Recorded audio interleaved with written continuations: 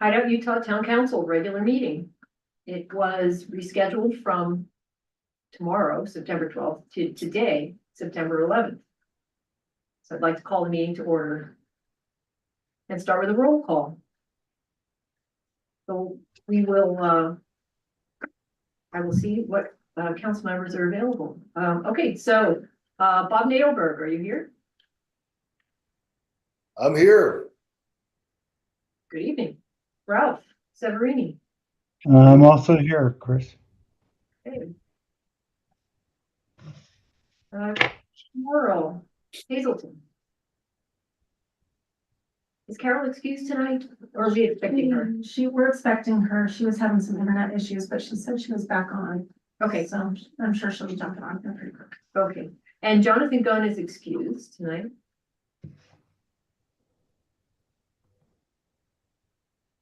Also, Mayor Phil Rubin is unavailable, so I will be serving as Mayor Pro Tem. And I am Chris Byer, and I am here.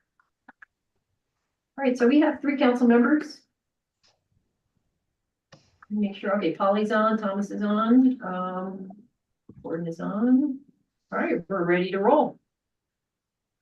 Okay, before we move on to our regular agenda, I've got a request that we start with the Planning Commission committee update, because our planning commissioner is giving us the update is only available for a short time. So Peter Ginsburg, are you with us? I am there. Can you hear me?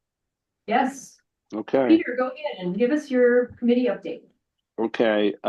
Committee, we have sort of 3 things to update the committee on.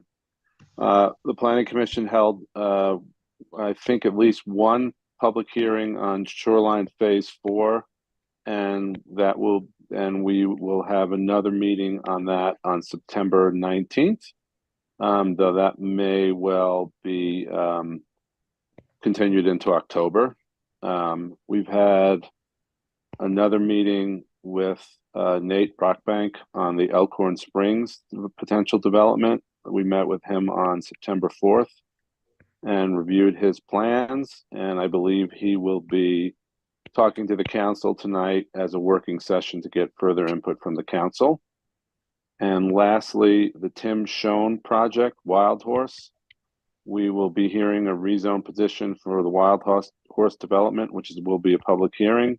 They're asking us to go from mountain zone to neighborhood mixed use, NMU. And this would be a brew pub / restaurant development located between the Wolf property and the claimed subdivision. That is all I have. Peter, do you have a date for the Wild Horse Group Hub meeting? Did you mention a date? I don't think I heard that. The Wild Horse, I don't know of a date that's scheduled yet. I think we'll actually have that on September 19th. That'll also be as well. Okay, thank you, Thomas. Good. All right, any council members have any questions?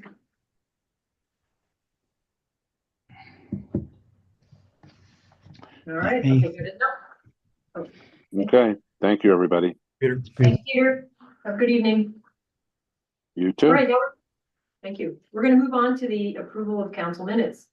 In the packet, you've got 4 sets of minutes, 2 from June 13th, 1 from June 28th, 1 from July 11th. Plus, Alicia graciously sent us the minutes that are not yet ready for approval in a draft form from our last meeting, which we will not be considering tonight for adoption, but that you do have them.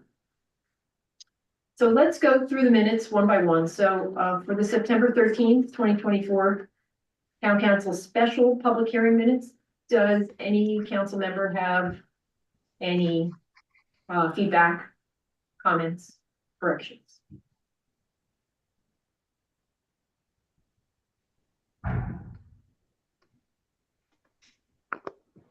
Okay, let's move on to June 13th, the regular town council meeting minutes. Any feedback, comments, corrections?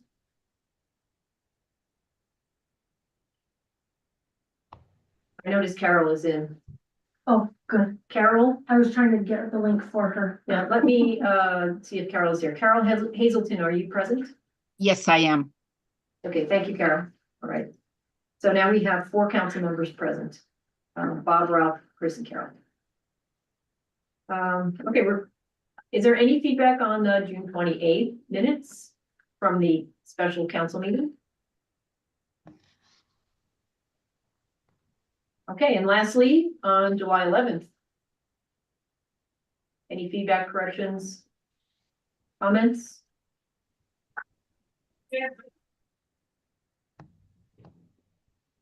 All right, if not, I need a motion to approve. Can we do one motion for all 4 sets of minutes?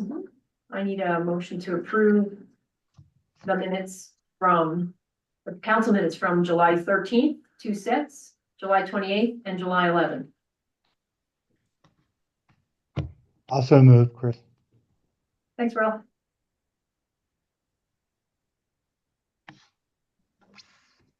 I will second, since I can do that. I'll second. Okay, thank you, Carol. I'll take that. We'll give Carol the second. Okay, Ralph. How do you vote? Yes. Carol, Yes. Bob, Yes. Chris, yes. All right, the motion passed unanimously. All right, the next agenda item is a follow-up of items from approved minutes. Yeah, Chris, I have a number here. I don't know if we want to move this Yep, go to the ahead. back end of the meeting.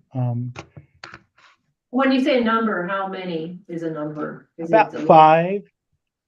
I don't know if other people, whether Carol or Bob has any, but I've got a few that I think are worthy of comment, just to make sure that we're in the track to follow up as we have been trying to do for a long Okay, Ralph. time. So. You can go ahead and list them out. Okay. Let's see. My first comment is on page 3 of 15 of the June 13 minutes, line 39. It was one of my comments, but more than anything, I think it was, and it had to do with Katie's comment, and that we both thought, I think that collection methods and monitoring methods of transient room tax weren't maybe quite up to snuff based upon our kind of straw look at how we're doing things. So has anyone taken any efforts? And I know Katie's not here. She's not on the list. So I think we need to follow up on, especially since we're getting into more TRT types of developments, that we understand what other municipalities are doing, and whether we need to improve ours. So I would just say that needs to be definitely followed up on. So you have it right there, 39. You got it, Chris. I can give you an update. I reached out to Park City to determine best methods, what they had gleaned.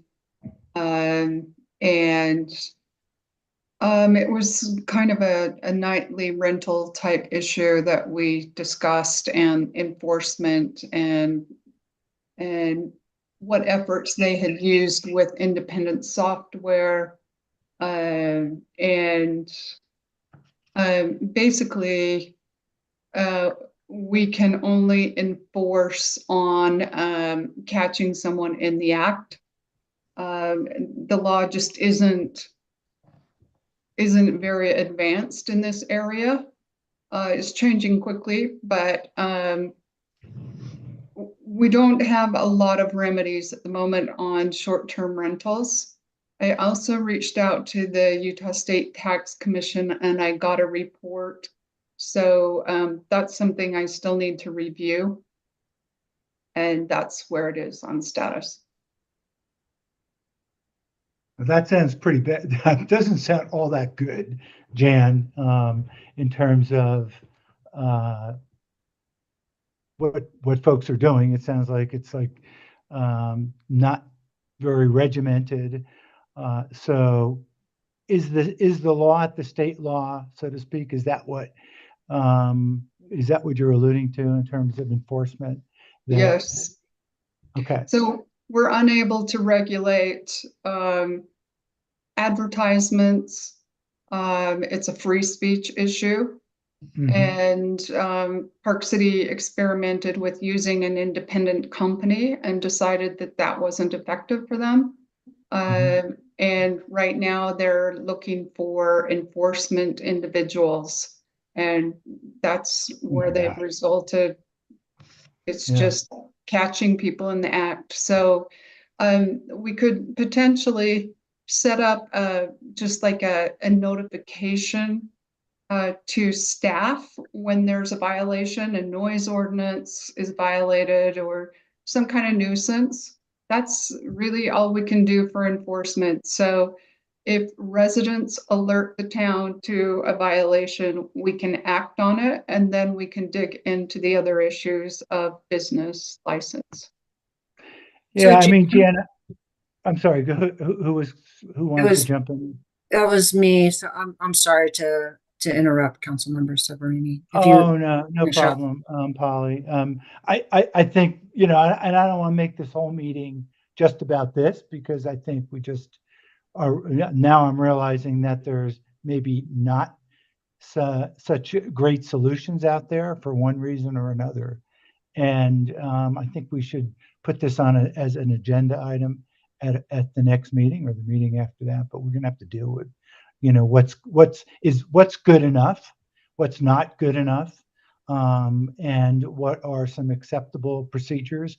I don't know what caught in the act actually means. Maybe you were going to explain that, Polly. But I think this warrants a much deeper follow-up. So, and maybe I can talk to Jan offline, and I should have followed up after the last meeting, but Cameron and I have worked extensively on this with some of our other clients, our other municipalities. And two things. One is that if anyone is using one of the major, Airbnb, VRBO, they automatically collect the tax and remit it to the state. So even if someone has an illegal, this is my understanding, and we can confirm this, but even if someone is renting illegally, we should still be getting the TRT.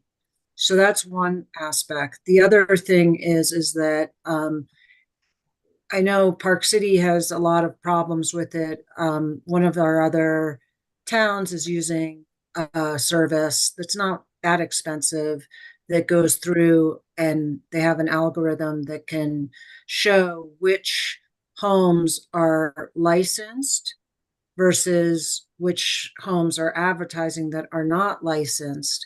And while there are means, you can't enforce against them. You can't fine them just for advertising on one of these sites based on the state law. But there are other things you can do to see if they are actually, because they're advertising, are they actually renting, and enforce that way, or at least notify them that they're on our radar. And so sometimes that gets people into compliance or allows enforcement if they're not allowed to rent, which is usually the case in Hideout. So Jan and I can get together and talk about that more fully if you'd like. I think we have to. I don't think we have a choice in terms of how we're trending with TRT. So and maybe one other aspect I'd add in there, Polly, is to understand how the HOAs are enforcing it, because typically if you're,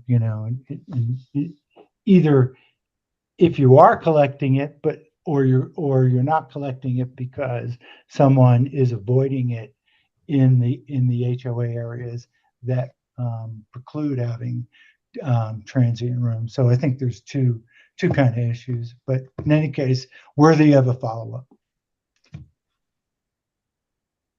So, Thank you.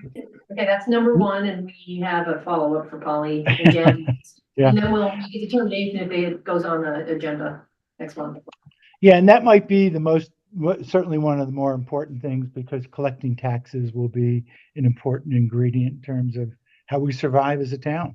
The next one was, I think, more for you, Jan, and that was a little bit on the Hideout Coalition, and that's on page 10 of 15 of the June 13th minutes. Is there any updates on that? Just want to make sure we're still tracking that, because I know you thought it was important, so. Yes, so we meet monthly. And the latest action was to put together a survey that will be going out to all of our residents. And the coalition is tasked, the purpose is to connect the communities, and it's a wellness type focus. So we actually have federal funding for this program, and it's very inclusive. On the meetings, we've got Summit County, Wasatch County. There may be 5 or 6 entities that are not just Hideout based. So it's very much in formation still. The latest is we reached out to an intern for some services in translation, because we want to reach our affordable community and integrate them and their needs into Hideout. Is it worthwhile having a presentation at some point? Yeah, we could do a presentation.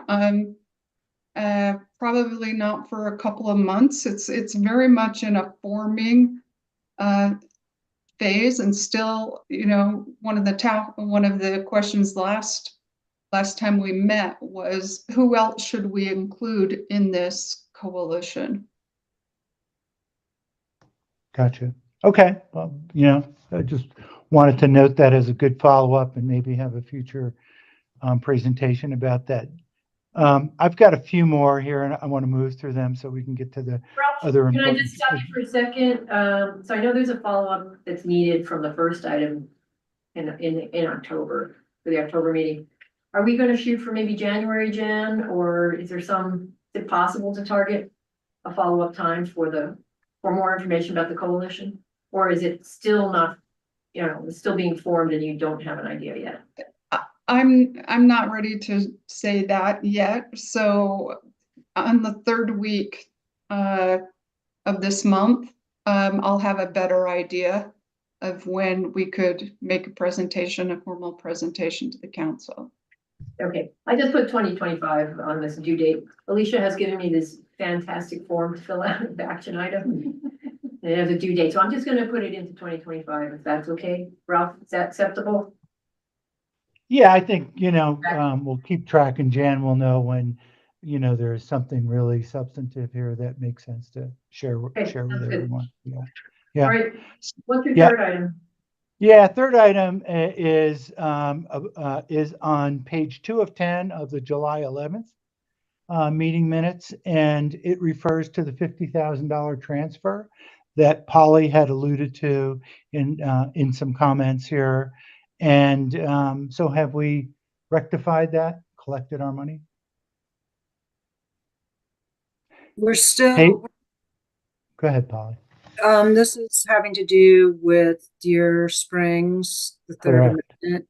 And we've been working on getting all the documents finalized, because there's an assignment of water, and then there were some snafus with that, and then it's just been slower than we would like because of having to work with Nate's attorney as well as GSSD and our water attorney. So we're pretty close to finalizing it. But everyone's been working towards it. And I believe I've been told that the check is on their attorney's desk. So he's mentioned that several times. He's on tonight. But so we will get it shortly, but we need to finalize the paperwork. And that includes the water piece That of the includes the equation? water Yeah, piece, the 20 acre feet. yeah. So maybe we can have an update by the next meeting on that one. Like, Absolutely. is I that expect it. finalized? Yeah. Yeah. And then, thanks, Polly, appreciate it. Actually, here's another one in the next paragraph of the same page, proposing an agenda item to review what we just talked about in the previous minutes, the nightly rental ordinances. So, not so much about the collection, but the general approach to nightly rental ordinances. Where are we with that? Are we in the same boat or in a different direction here? So that one I purposely left off the agenda because the mayor wasn't gonna be here tonight. So I just figured we'd postpone that till October, if that's okay. That works. Just let's not lose it. Oh, yeah, it's on my notes. Okay. And then in the next paragraph, there was an item around testing new software, which would help us further improve our enforcement effectiveness, which is also a really important item, particularly around, enforcement with construction areas. Any update on that?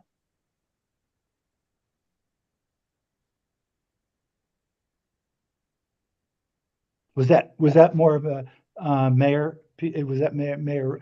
I see, because just, or Polly, your name was uh, actually it was mostly Phil. It was mostly Phil. So maybe we'll shelve that for the next meeting as a follow up, Alicia, as well.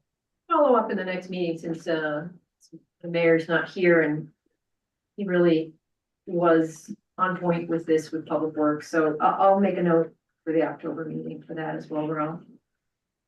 While you're speaking, Chris, there was also you brought up and I know I have it starred here somewhere about the marmot problem. Did we ever do anything in collecting no. more information?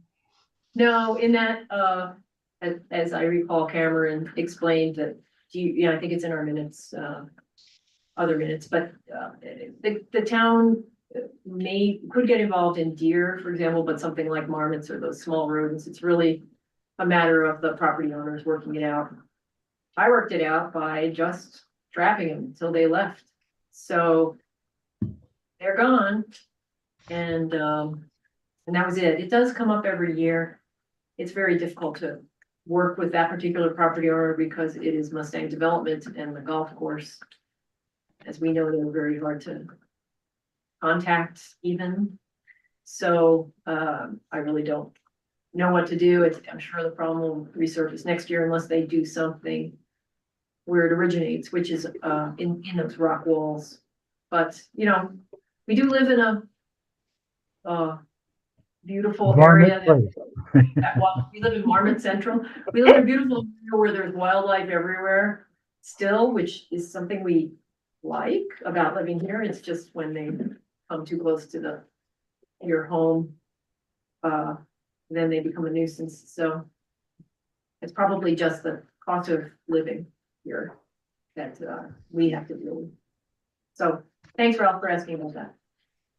Yep. And then one more I have, and I think that's my last one, and that's on page 3 of 10 of July 11th, on line 29. Actually, it was regarded you and Polly chimed in here with generating some more details around, was it the agreement between the engineers and regarding substantial completion? That was all around Golden Eagle, if I remember correctly. Are we satisfied with that? Do we have? Yeah, are we've we on- issued, sorry to step on you. We've issued the building permit in Golden Eagle. We've issued our third permit there. I don't know. I know that happened earlier, either end of August, early September. I don't know if more than one has been issued, but as we've always said, as soon as we found substantial completion, we would issue them. Do we have a clear definition of what substantial completion means then, Polly? Well, it's defined by the MDA. And I can pull it out if you want me to, but we're also working with Hideout Local District 1. And basically, we have some disclaimers that are on the permit that was issued that makes it clear that we've accepted the water system, but substantial completion does not mean acceptance of infrastructure. But the district has stepped up, has told us through different correspondences that they are going to accept at least two portions of the infrastructure, the storm drain and the sewer. And we also, once they do that, because of how interconnected, especially storm drain is with roads, we would like them to take the roads, which we have indicated to them. And we are just waiting to set up a meeting to, put that on paper.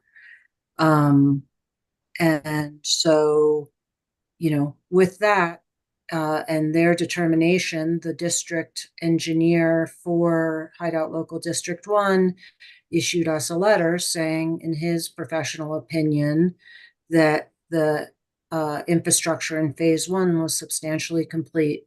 So we relied on his letter, and we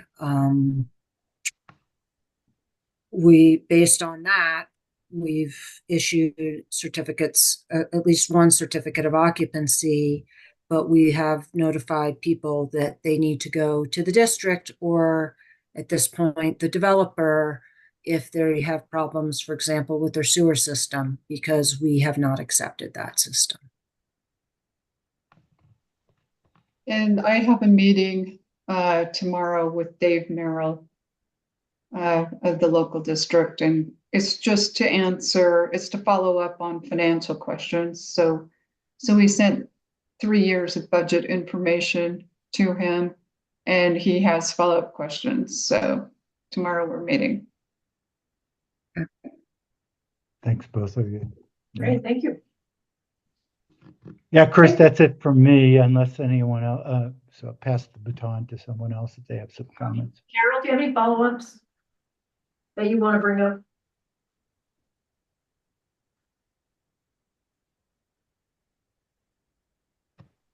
All right, while you're getting off No. mute. Right. I do not. Okay, thank you, Carol. Bob, anything follow-up from, No, I'm good. I think we have some folks that are waiting for public, whatever you call it, public input. so ready for us to move on? All right, we also have a speaker in the room here, so. Can we do public input first? Yes, it's first on the agenda. I think our speaker looks comfortable enough. Thank you. Yeah, he just gave me the thumbs up. All right, okay, with that, we'll move on from the follow-up from approved minutes to public input. The floor is open for any attendee to speak on items not listed on the agenda. And Alicia, can you remind us and remind people on the Zoom call how they can participate? Yes, so if you are on a phone, it's *6, will raise your hand. And then when we call on you, then do *9 to unmute. And if you are just on Zoom, you can use the little icons at the bottom of the screen to raise your hand, and then we'll ask you to unmute and you can speak.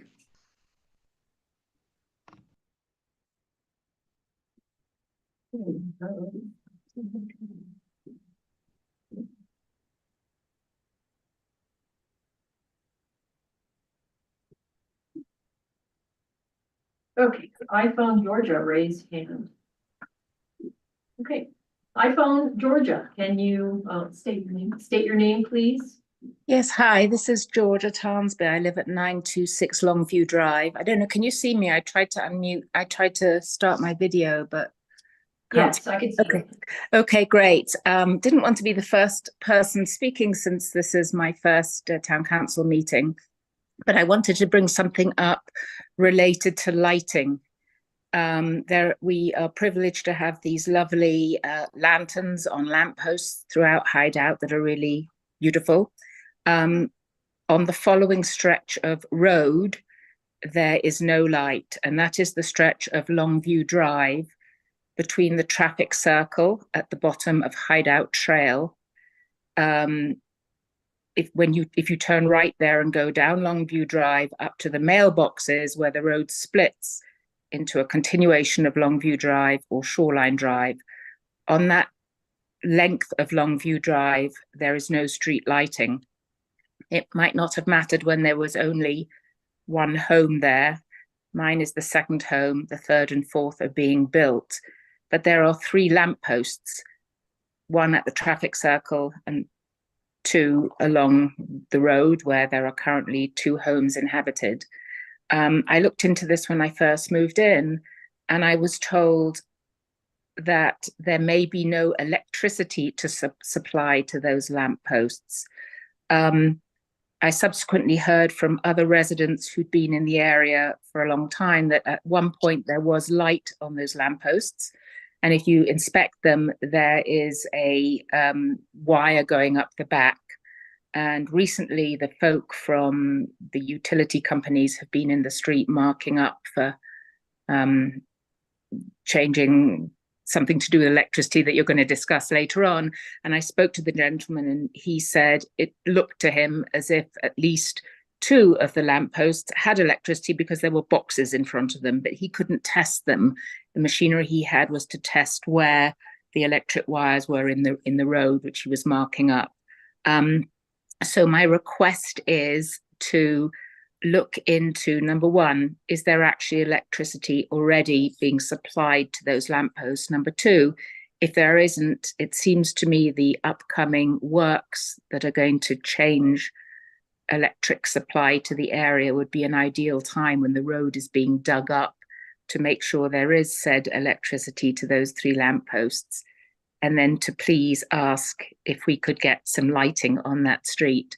I also heard that there may not be the beautiful lanterns made anymore. And I did spend some time looking online and couldn't find any.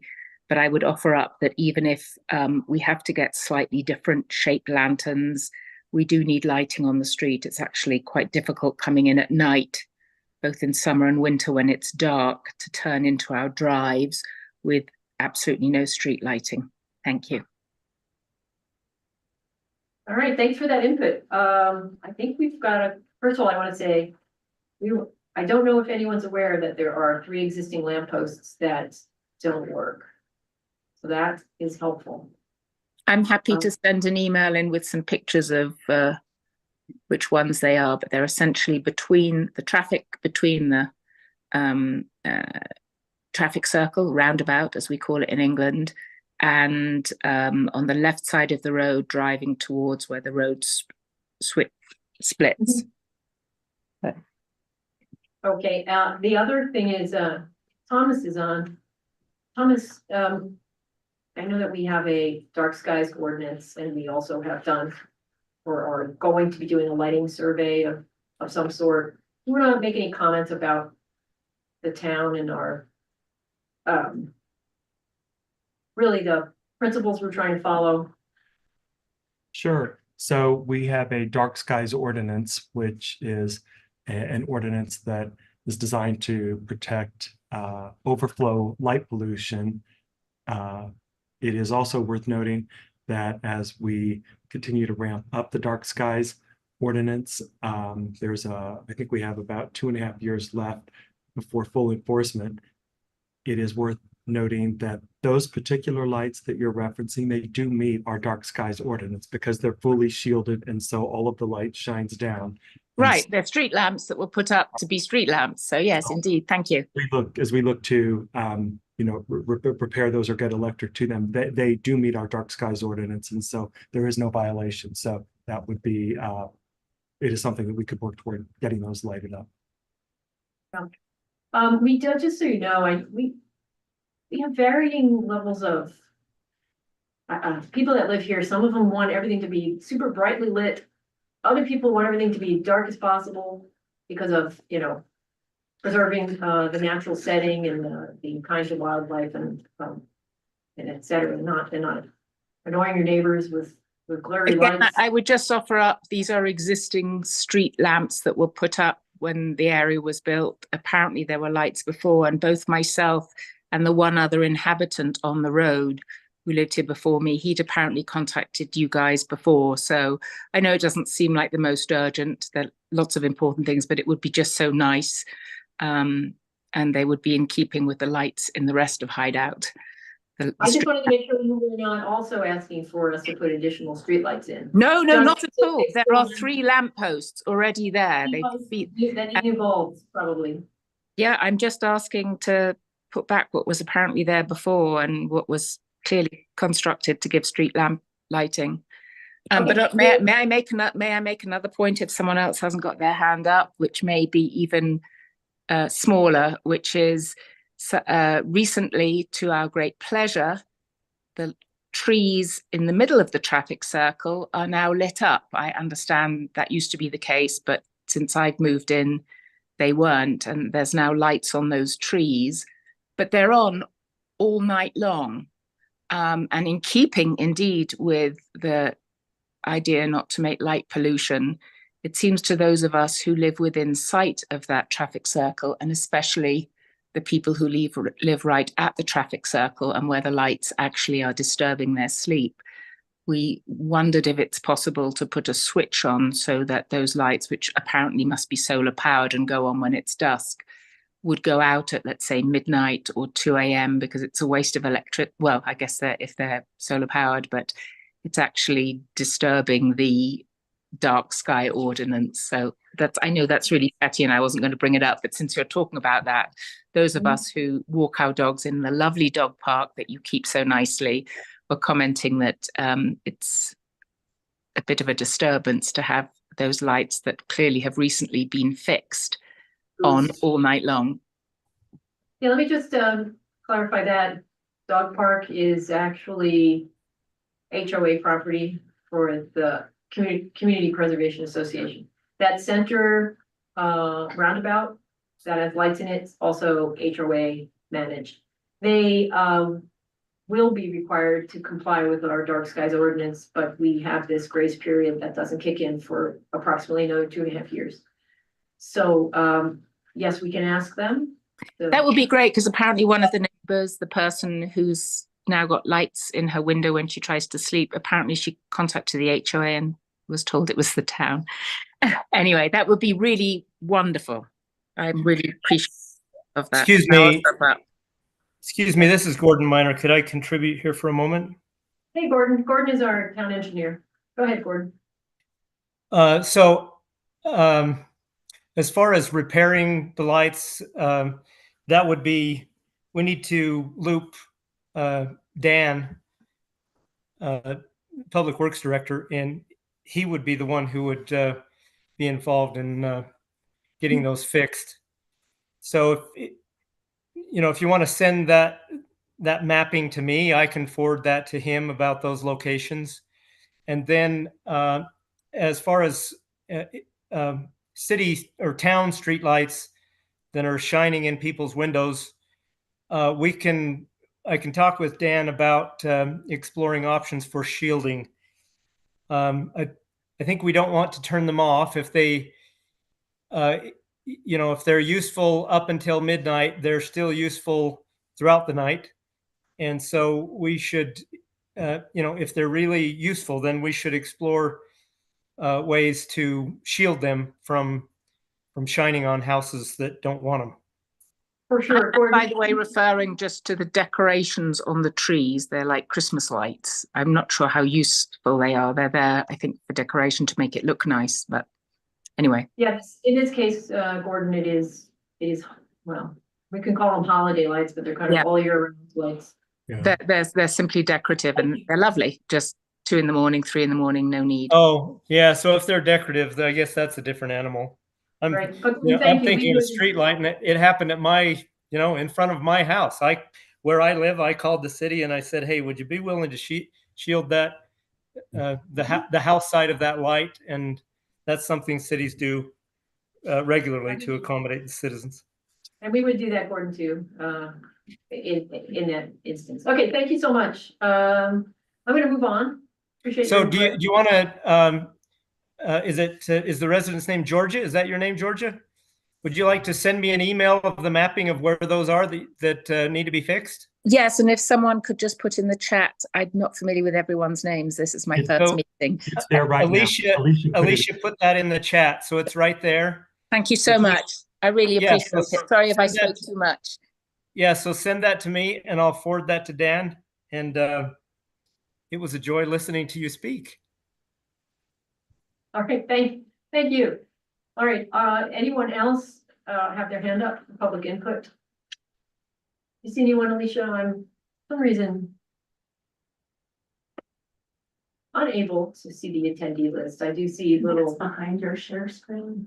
is that what it is? Yeah, so but I don't see anybody else. Is there anybody else that would like to speak?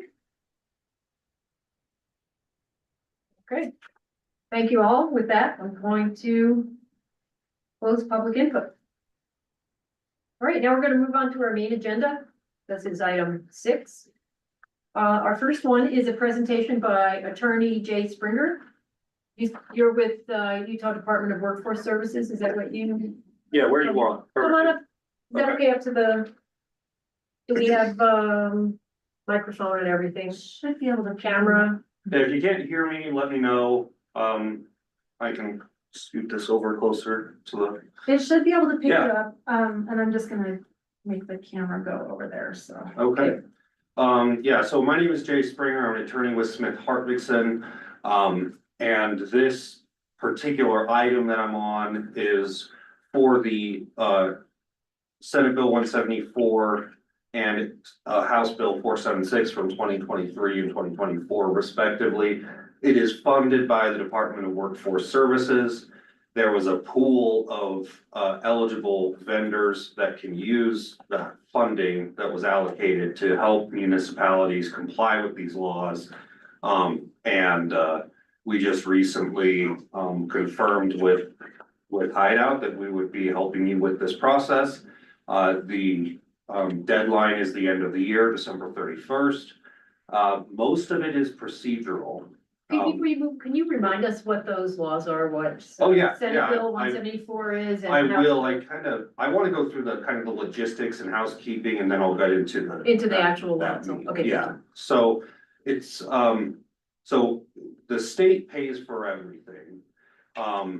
And what we'll do is we'll prepare everything, we'll work with staff, we'll work with the council and the planning commission and Polly. And we're working with a couple of other communities as well with Polly. So we have a good relationship there. And then we just submit for signatures and confirmation, the invoices and the final checklist saying that we're done with all the work. And then that goes to the state and they pay us directly. So it's not a reimbursement to you. The burden is solely on my office to make sure that we get paid for this work. We just need a little bit of cooperation, and they try to make it as easy as possible for you to do that with just a couple of signatures. As far as what the ordinances are, so 2023 was the meat of it, introduced a whole new process for subdivisions for single family, 2-family, and townhomes development. So residential developments up to townhomes have to comply with a new procedure for processing those. The two big changes are review cycles and what's now an official name for the Administrative Land Use Authority. For most communities, they've kept that as their planning commission or deferred to staff. It really, the biggest question seems to be, do you want public hearings on subdivisions that are administrative or not? If you do, most people want to stick with the planning commission and then have it go to staff for that technical final review. If you don't, otherwise. And then the review cycles is once you have plans in front of you, there are timelines that the town has to meet and respond to the applicants. You have to be very thorough and comprehensive in how those, in what's in those checklists. And so we want to look at those, make sure the ordinance identifies everything.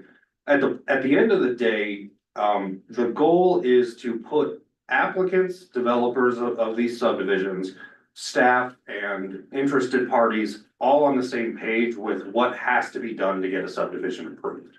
So among that, one of the things is all of the materials that someone needs to submit have to be made available online. You can't have a wall between them and actually having to come to your city to get information. Everything has to be available so that they can completely without ever interacting with the town, prepare a complete subdivision application and submit it. Right? Along with that, the council's role is now mandated strictly to policy decisions and high-level planning. So council members can no longer be involved at any stage of an individual subdivision application that falls under this criteria. What that means is you can't have a council member be on a committee that's working with staff to do these approvals. The council is really setting the policies, and then staff and planning commission, if that's involved, are going through and checking all the boxes. It doesn't affect zoning, and it doesn't affect the standards that are in place that an applicant has to comply with. It just excludes the council from individual applications going forward.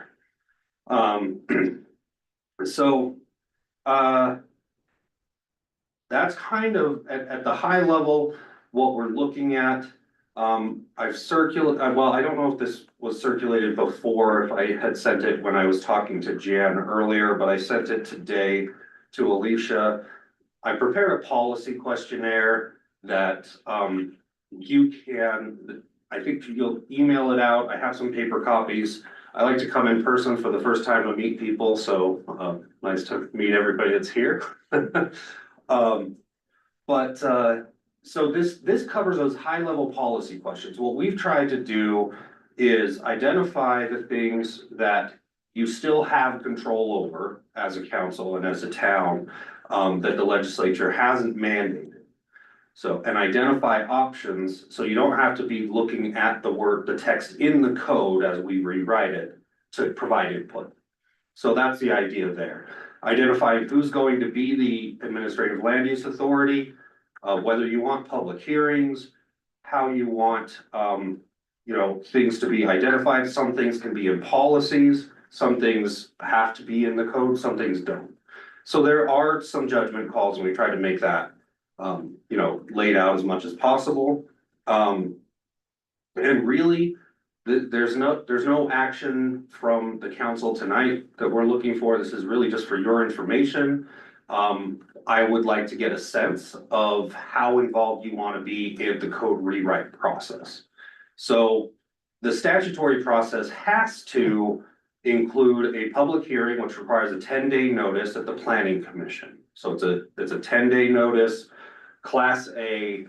So there's no like individual, it's just the normal, except it's 10 days.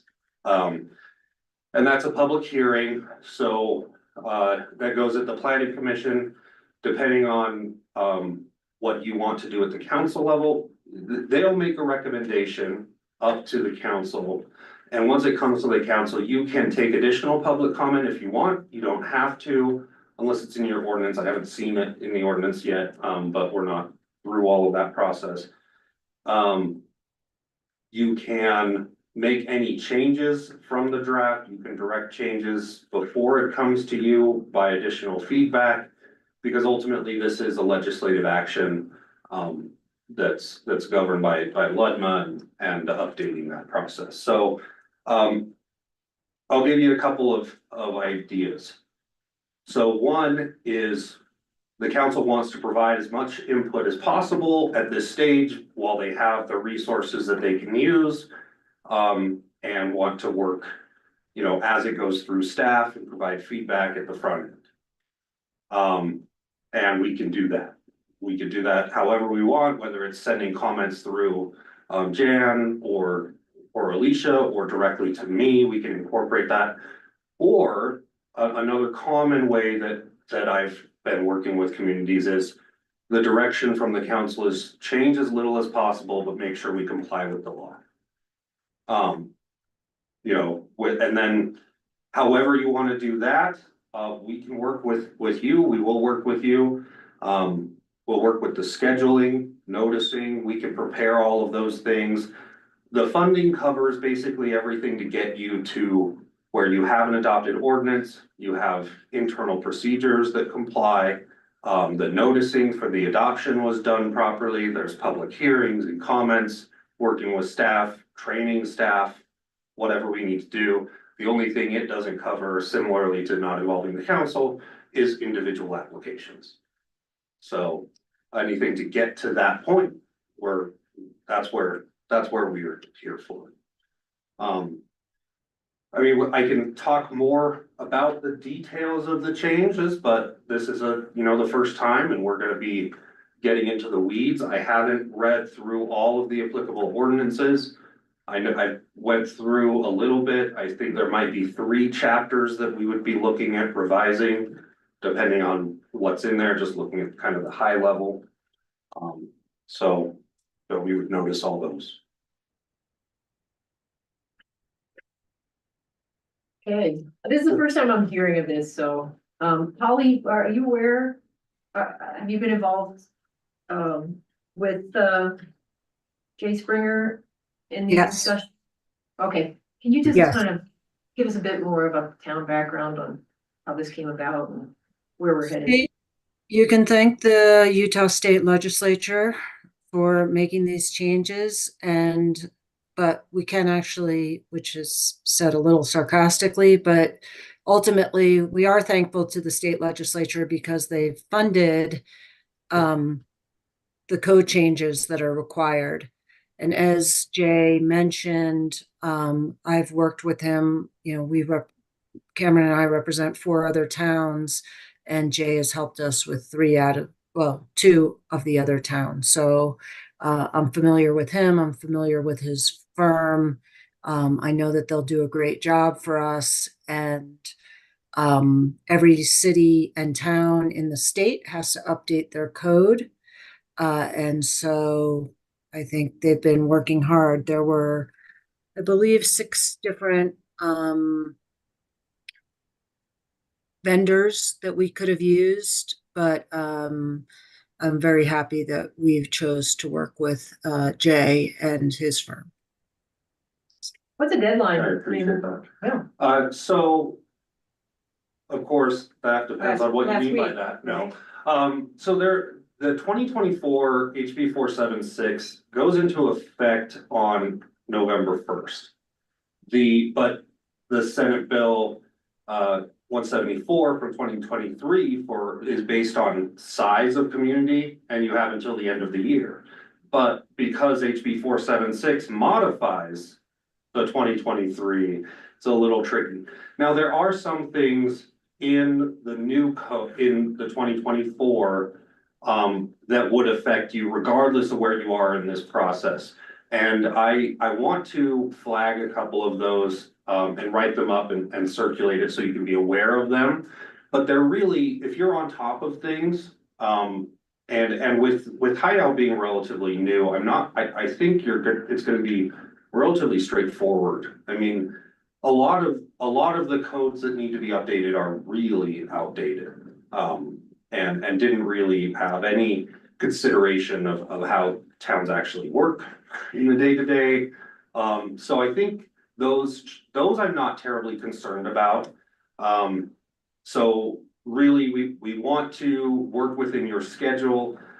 We are looking at, with the next hearing or the next potential hearing date is what, the 19th, 17th of October? 10th. Yes. October 10th is our next regular meeting for the council. Yeah, so but the hearing has to be the planning commission. Okay, planning commission would be the 17th. And then right, so, I don't feel that there's a need to have a special meeting for this. I think we work it into your schedule, as it fits. So I think we would target to have, you know, the 10-day notice, have a draft ready by then. Okay. And then, you know, have that go out with the notice. And then, what I might recommend is at that point might be the most optimal time if the council wants to start providing feedback to actually see the changes that we've recommended that are required, as well as the ones that are just recommendations and consistency. That may be something that if the council looks at the questionnaire, and identifies things that are really important to Hideout, we can flag those. If there's others, you're like, I don't know, I don't care, it's fine, probably, then we can deal with that later if we have to. But that's what I would kind of lean towards is targeting that October planning commission meeting, adoption at the next regular council meeting. There doesn't have to be any special notice for the council. It's just the 10 days for the planning commission. So adoption November 14th council meeting. Yeah, and then we're done before Thanksgiving and Christmas, so. Well, and that means. And Jay, I'm sorry to interrupt. Can you just clarify with the difference between the two bills? Is it your opinion that we need to have this adopted before the end of November or before the end of December, just as our final, you know, so that we're in compliance with the state code? So to be in compliance with the state code, it's December 31st. Okay. There are the effects of HB 476 that go into effect November 1st are things that I will help inform you of, to be aware of, but they won't, that doesn't necessitate a code change before then. So, does that make sense, Polly? Yeah. Okay. Yes, thank you. Hey, Jay, this is Ralph on the council. I know I'm remote and you're in person there. You mentioned 3 chapters of our ordinance that you've already identified. I'm assuming the passages within those 3 chapters. Am I correct? And I know one passage that I remember we were put together was around the process of submission, the application and submission process. Is that a piece that gets quote unquote reworded here to meet state standards? So, and you are providing us with that wording and the reasons why? yes, so when I just had a quick look at your code, I haven't read through everything, but you have a chapter titled Chapter 3, Planning Commission. I'll want to look at that in detail and see if these changes of the Administrative Land Use Authority require some updates there to be consistent. And then Chapter 11, the subdivision regulations, will be where the bulk of the changes are. And I always want to look at the zoning code because they're so closely related. I don't want to create conflicts between what we change in the subdivision code and leave out potential changes that we need to make for zoning. Now, often, if those have been well crafted and differentiated, we don't need to make changes in the zoning code. This is really about that process, but one of the benefits of going with an attorney, so as Polly said, there were 6 vendors in this pool, only 2 law firms were in that. And the others are engineering and planning firms. And you know, lawyers have more specialized training and really identifying those conflicts, I think, is where we bring an even higher level of added value to that. So that is something that, you know, I have clients, for example, that all of their definitions for their subdivision code are in their zoning code. So anytime we have definitions that we need to update, we have to go to the zoning code. So those are the 3 that I mentioned, and we will provide red line copies, an adoption resolution, and you know, the clean version, and we'll work with, I think, Alicia for doing the code updates to Muni code. So all of that is part of this process. And you start from the principle of the least amount of changes, so to speak, to. If that's the direction you want, or any other direction you want to give us. Okay, but we won't know that what direction, a different direction unless we understood the possible ramifications of that, which you're going to have to share with us on Yeah. your kind of summary code or your FAQs that you're providing us. Right. So, yeah, and for starting, you know, I'm not looking to overhaul things without input. Absolutely not. So, you know, we're gonna work within what you have to minimize the impacts, except as directed. And when can we expect some input from you? And we talked about the end dates, but what are the first dates that we might get some information to that you're going to share with us? So if we're looking for a noticing date of November 7th, I would want to have a draft, you know, in the days before we do that. That is going to be a working draft. October 7th, you mean? Yes, October 7th, sorry. That's okay. October 7th, Not very far off. right. Yeah.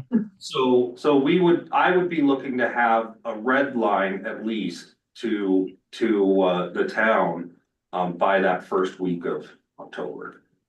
So we would have not a ton of time, but that this is a working copy that will receive public input, planning commission input, and council input, as well as any that you know, I'll work closely with your city attorney as well, if there are concerns because of her background, that she can help inform me. You know, that's kind of, we want to use all these things and make it the best process and product for you. So. Thanks. So we'll expect something around the beginning of October. Yeah. Let me interrupt for just a moment. This is Gordon Miner, the city engineer. Just coincidentally, I'm going to be having something going before the Planning Commission probably next month. Updates to the engineering standards and specifications with checklists and so forth. So all that's essentially done from an engineering standpoint. That's great. That is, I mean, really, that's where that policy setting and making sure all those things are set in stone before an application comes in that's where people get mixed up. So that's great to hear. Yeah, I think we'll be in good order with that. Jay, this is Thomas, the town planner. It may be helpful if maybe you, Polly, and Gordon coordinate, whether it's by Zoom or in person, over the course of the next couple of weeks to kind of walk you through the subdivision code as exists and start to look at some of those options initially with you. Yeah, absolutely.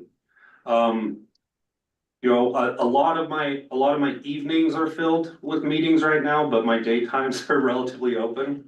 That works.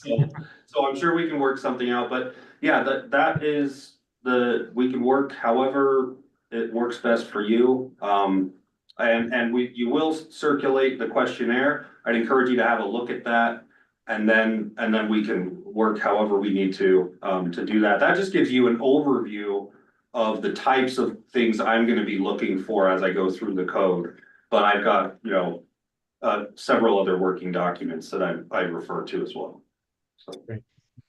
So who from the town's going to be on point, you know, to organize any kind of work that Jay needs to do in any of these meetings, as Thomas suggested?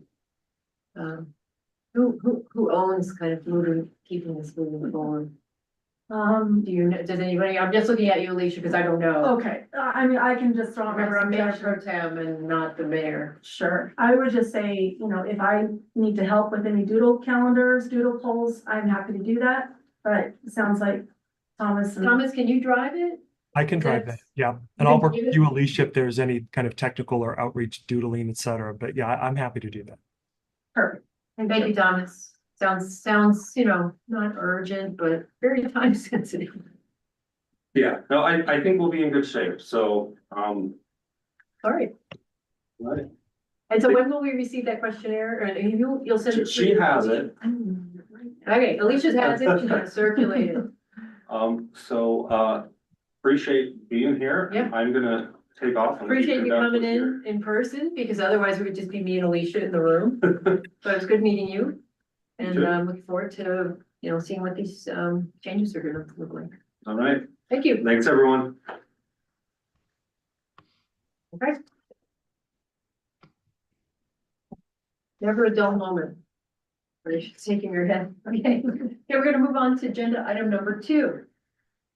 And that is a discussion regarding an amendment of the official town of Hideout zoning map to rezone parcels that are listed in the agenda, also known as the Elkhorn Springs development, from mountain zone to mountain mixed use, residential 6 R6, and natural preservation.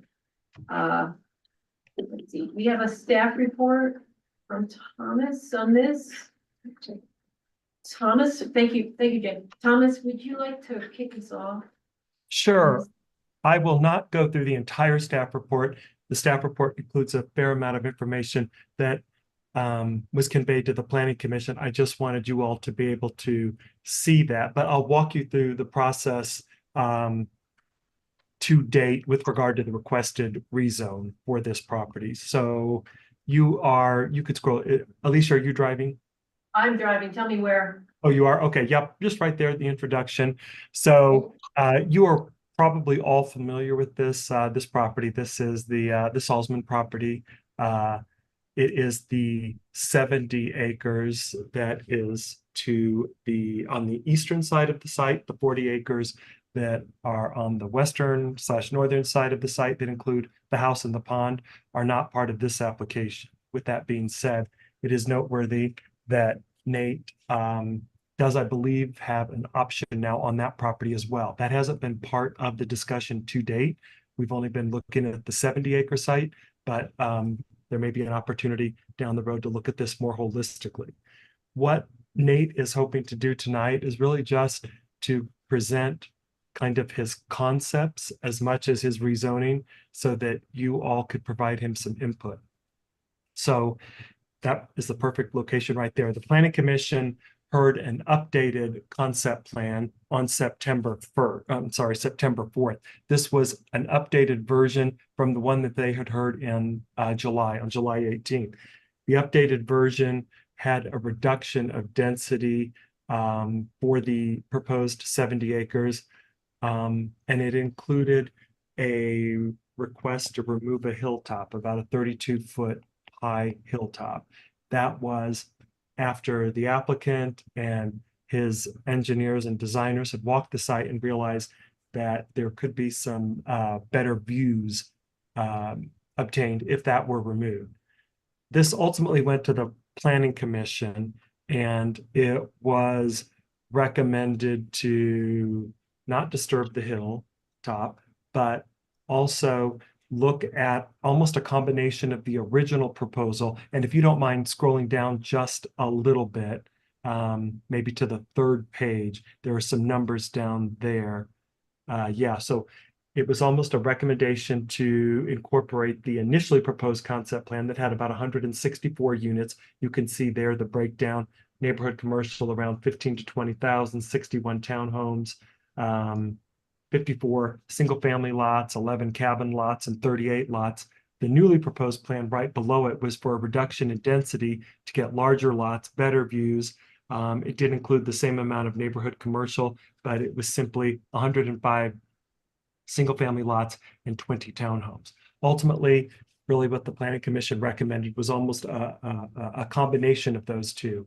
They tended to prefer kind of the mix of housing typologies that were contained in the first one. But, you know, a slight reduction in density, in residential density, was welcome. And so they asked the applicant, Nate, to kind of go back to the drawing board and maybe consider redesigning it. His goal tonight is to work with you before he does go back to the drawing board to get your input on this project. The plan you see in front of you right there was the initially proposed plan. That was, you could see down where you are, there's a fair amount of, where that cursor is, there's a fair amount of townhomes down there, kind of wrapped around some commercial in that area. You could see right above your cursor in there, some pretty small lots in there. If you scroll to the plan below, it looks more like a subdivision plan. It hasn't been rendered in the same way.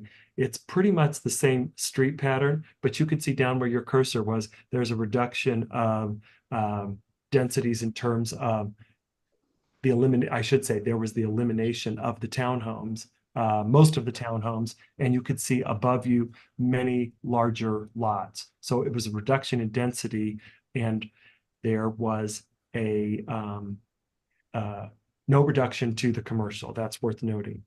If you don't mind scrolling down a few more pages, that is right there, currently the proposed with the reduction in density zoning recommendations, which was residential 6, which is 6 units per acre. And then to the right is the natural preservation zone. That would be an area that is also recommended to be dedicated to the town, about 15 acres. And then down where the purple is neighborhood mixed use, which allows for commercial and townhomes, should that be desired. But again, most of those were removed in the second round. You scroll down just a little more, I can show you. So just so it's on residential R6, that's 6 units per acre. That's right? correct. That's correct. That's not non-dense. That's still right? pretty dense, but it's not up at the R20 where there were townhomes, et cetera. That's correct. Right. And Moving to our next map. That's below. yeah, go to or- the next map. I think it was down just below here. top is, Go to that black and white map. Right there is Yep. the area in red, and you can see this was the hilltop that came in for the second concept plan that Nate was recommending to essentially remove and maybe place the soil in another location or remove from site. Again, the planning commission generally gave a thumbs down. There was no formal vote, but they generally gave a thumbs down to removing the hilltop and recommended working around it. And that I just wanted you to understand where that hilltop was. How many additional lots would removing that hilltop provide? That's about, I think, 16 or 17 lots in there that would probably almost exist on a plateau if that hilltop were removed. But again, 17. Yeah. I be think I kind can- of sloped down, so you would have great views toward the Jordanelle.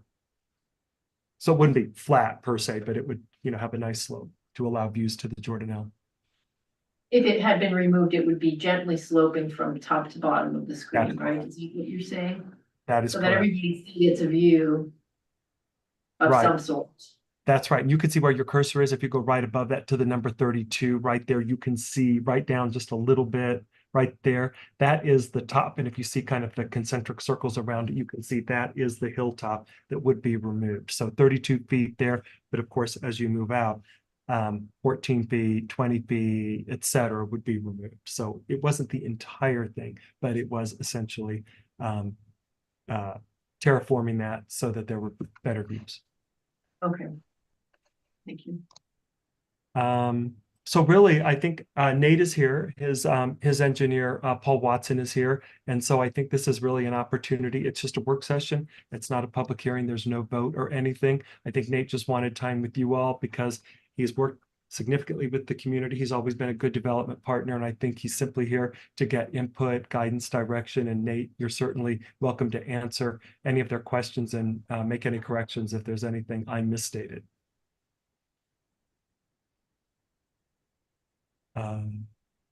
Nate, are you there? Yeah, would you like me to start? I didn't Oh, know there you if go. Unless council has any questions of me, maybe Nate could give a background or catch you up where he has been over the course of the past week.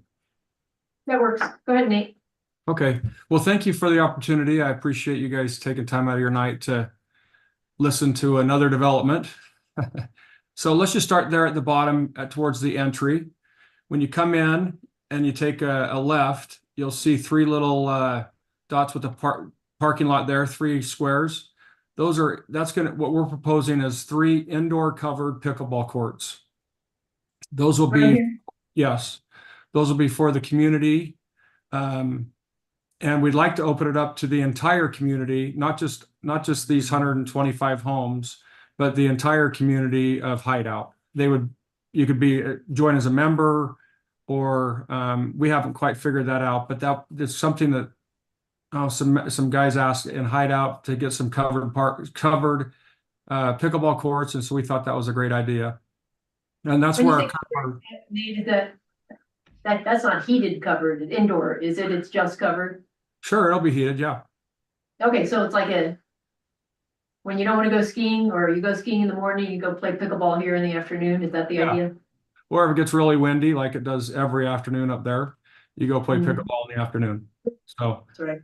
um, and that's kind of where our commercial part is too. So, I'll keep going, and then I'll talk about some of the strong points that we like about the development. So we went and walked the project. If you go back to that first map, maybe the first colored map, I had 165 or so homes, one more, I think. Yeah, that. But those smaller lots are 40 feet wide. And by the time you ask for a variance on side yards, et cetera, say we wanted them to go down to 6 feet or whatever, I still only have 28 feet of a yard or of frontage to build a building envelope. And so that would give us basically a garage and a front door. And I didn't like that look. And so we walked the whole project and we decided our smallest lot, which is the new subdivision, would be the Lakeview lots. So that's our smallest lot is Lakeview, and we go up from there.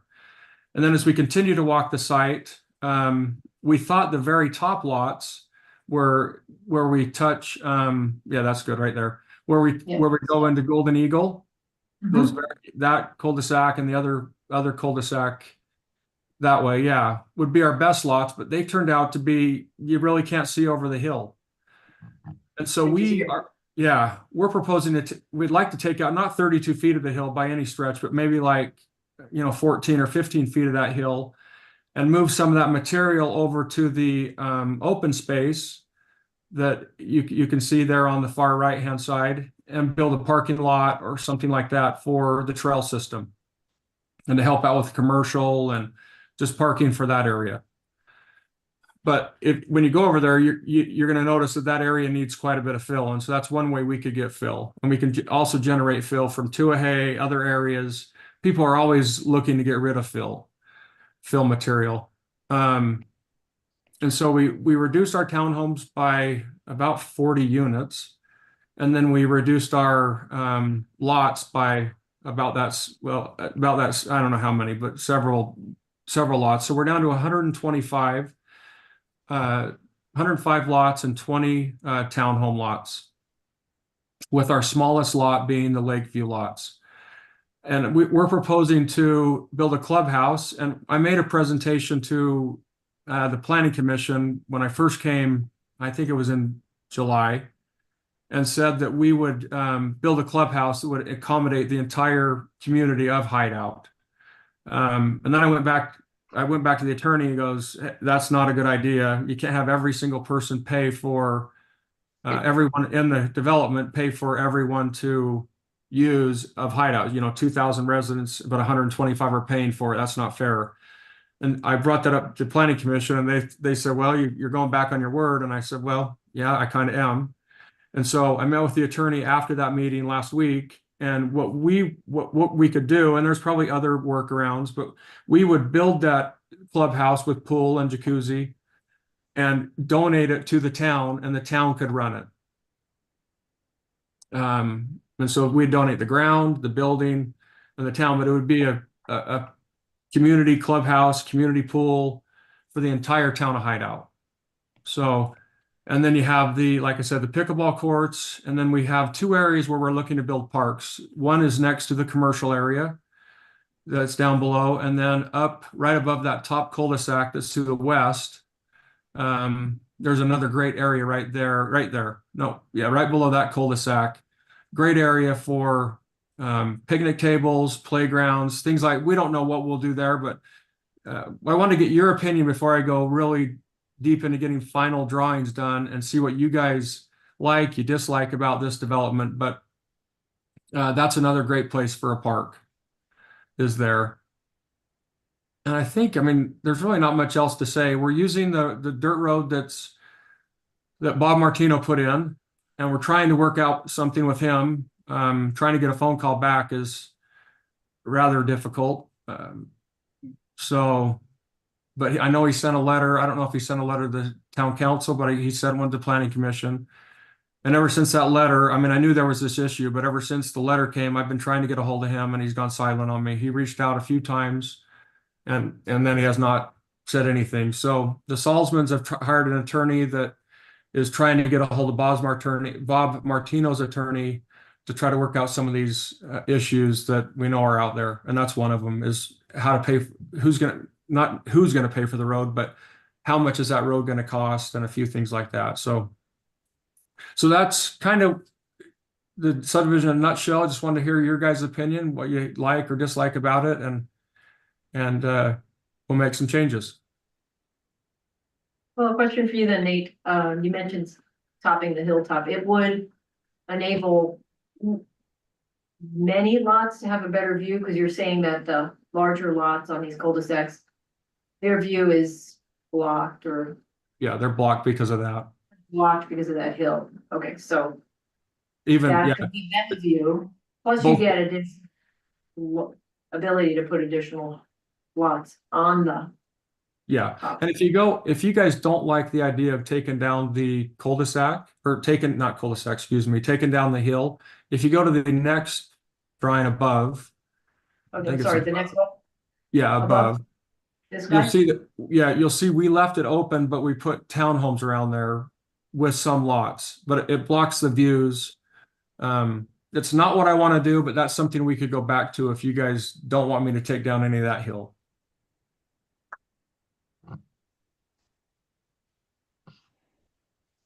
How much of that hill, if you were to take it all down, do you think you could reuse here on the property, like filling, like you mentioned, maybe filling? Every Parking. part of it. It's about 110,000 yards, and we could use every part of it in that in the area there to the right. Over here for the amenities, we'll call it. For amenities, trails, I mean, Right. we're pretty open. If you guys wanted to use that area for, I don't know what you guys want to use that area for. My proposal, I think I said this, is to give you guys the 15 acres, and you guys do with what you want. I would use all that material, fill you up parking areas or whatever. I know Jan had some ideas. I don't know if anyone's heard those, but that's it. Probably you guys could talk to her. But there's some different things. I've hired Hans. I don't know if you guys remember Hans. He was one of the first council members that I came in contact with to help design and build our trails. I really want this to be a really cool trail system. And so these are not the trails he's designed. These are just the trails my engineer designed. And so I'm waiting to get back from him. He's in Sweden. I think it's Sweden right now. But I've hired him to design our trails. I think he's talked to a couple of council members. I'm not sure. Chris, I think maybe he's talked to you. Yeah. I talked to him in concept about what to potentially do over here. Okay, good. It was just conceptual. Yeah. What do you call spitballing ideas? Yeah. I had mentioned to him that, we always need a place for people to bring their dogs. Always need a place for people to bring their dogs. Seems like everybody has a dog in the unofficial dog park we have now. In Hideout Canyon, which isn't even a dog park. We're still waiting on the formal dog park. Nate. I know. Springs. That's our next subdivision. So, and sales have been fairly good. So I would think you'll see that next year. But yeah, I'm open. If you want us to build out an area for another dog park here, but we'd have to find where the dirt would come from, because there's 15 acres there, and probably of that 15 acres, there's a good 7 acres that's really usable. Yep. And I envision this as just being a place where people can go, read books, hike the trails, just kind of a meditation area. And, that's just what I envision, because it's just it's just beautiful. You're up against the hill. And so, yeah, but that's just my vision. I don't know what you guys are thinking. And so I think we'd have to go out there and take a closer look. It's been a while. And I've only been over here by the existing home. I have not been in this area.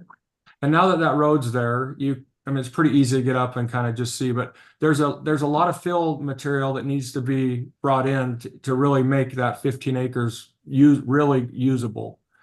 And that hill is one way to do it.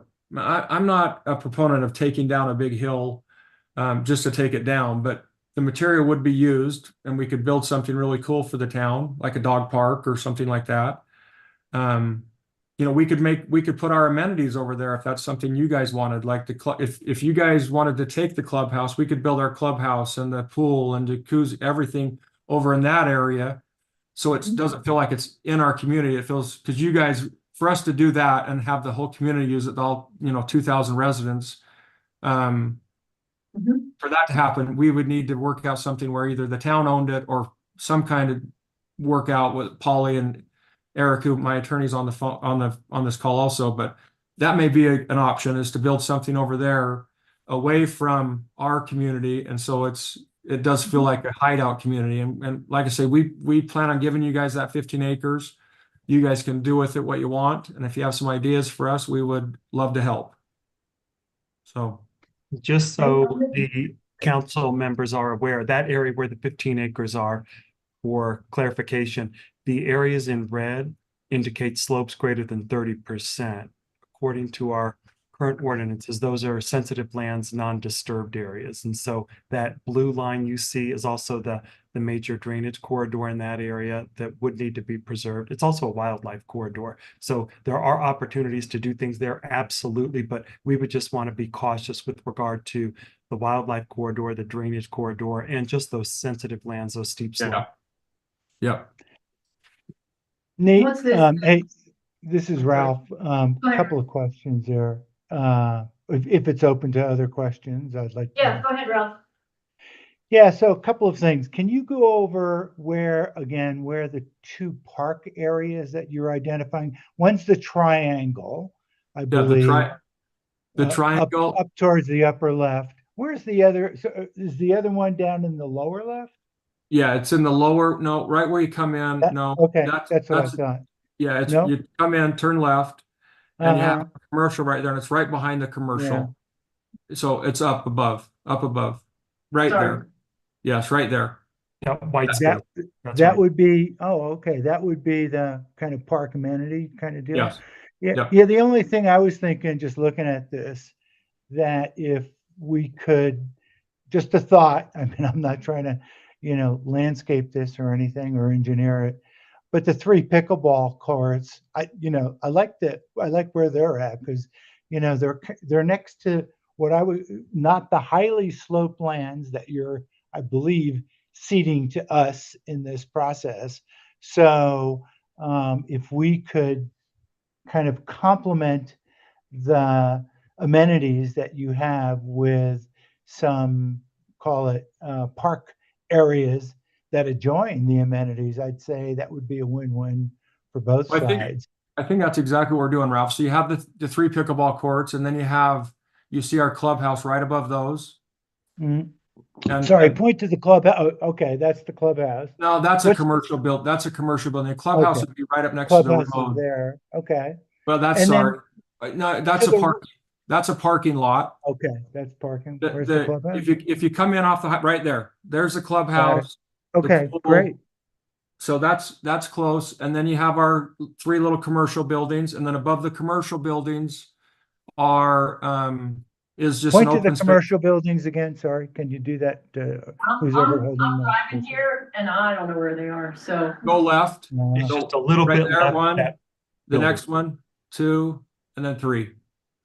So, Okay. and above that's the commercial. Well, that's the commercial area, and above that's the parks and the little pocket park.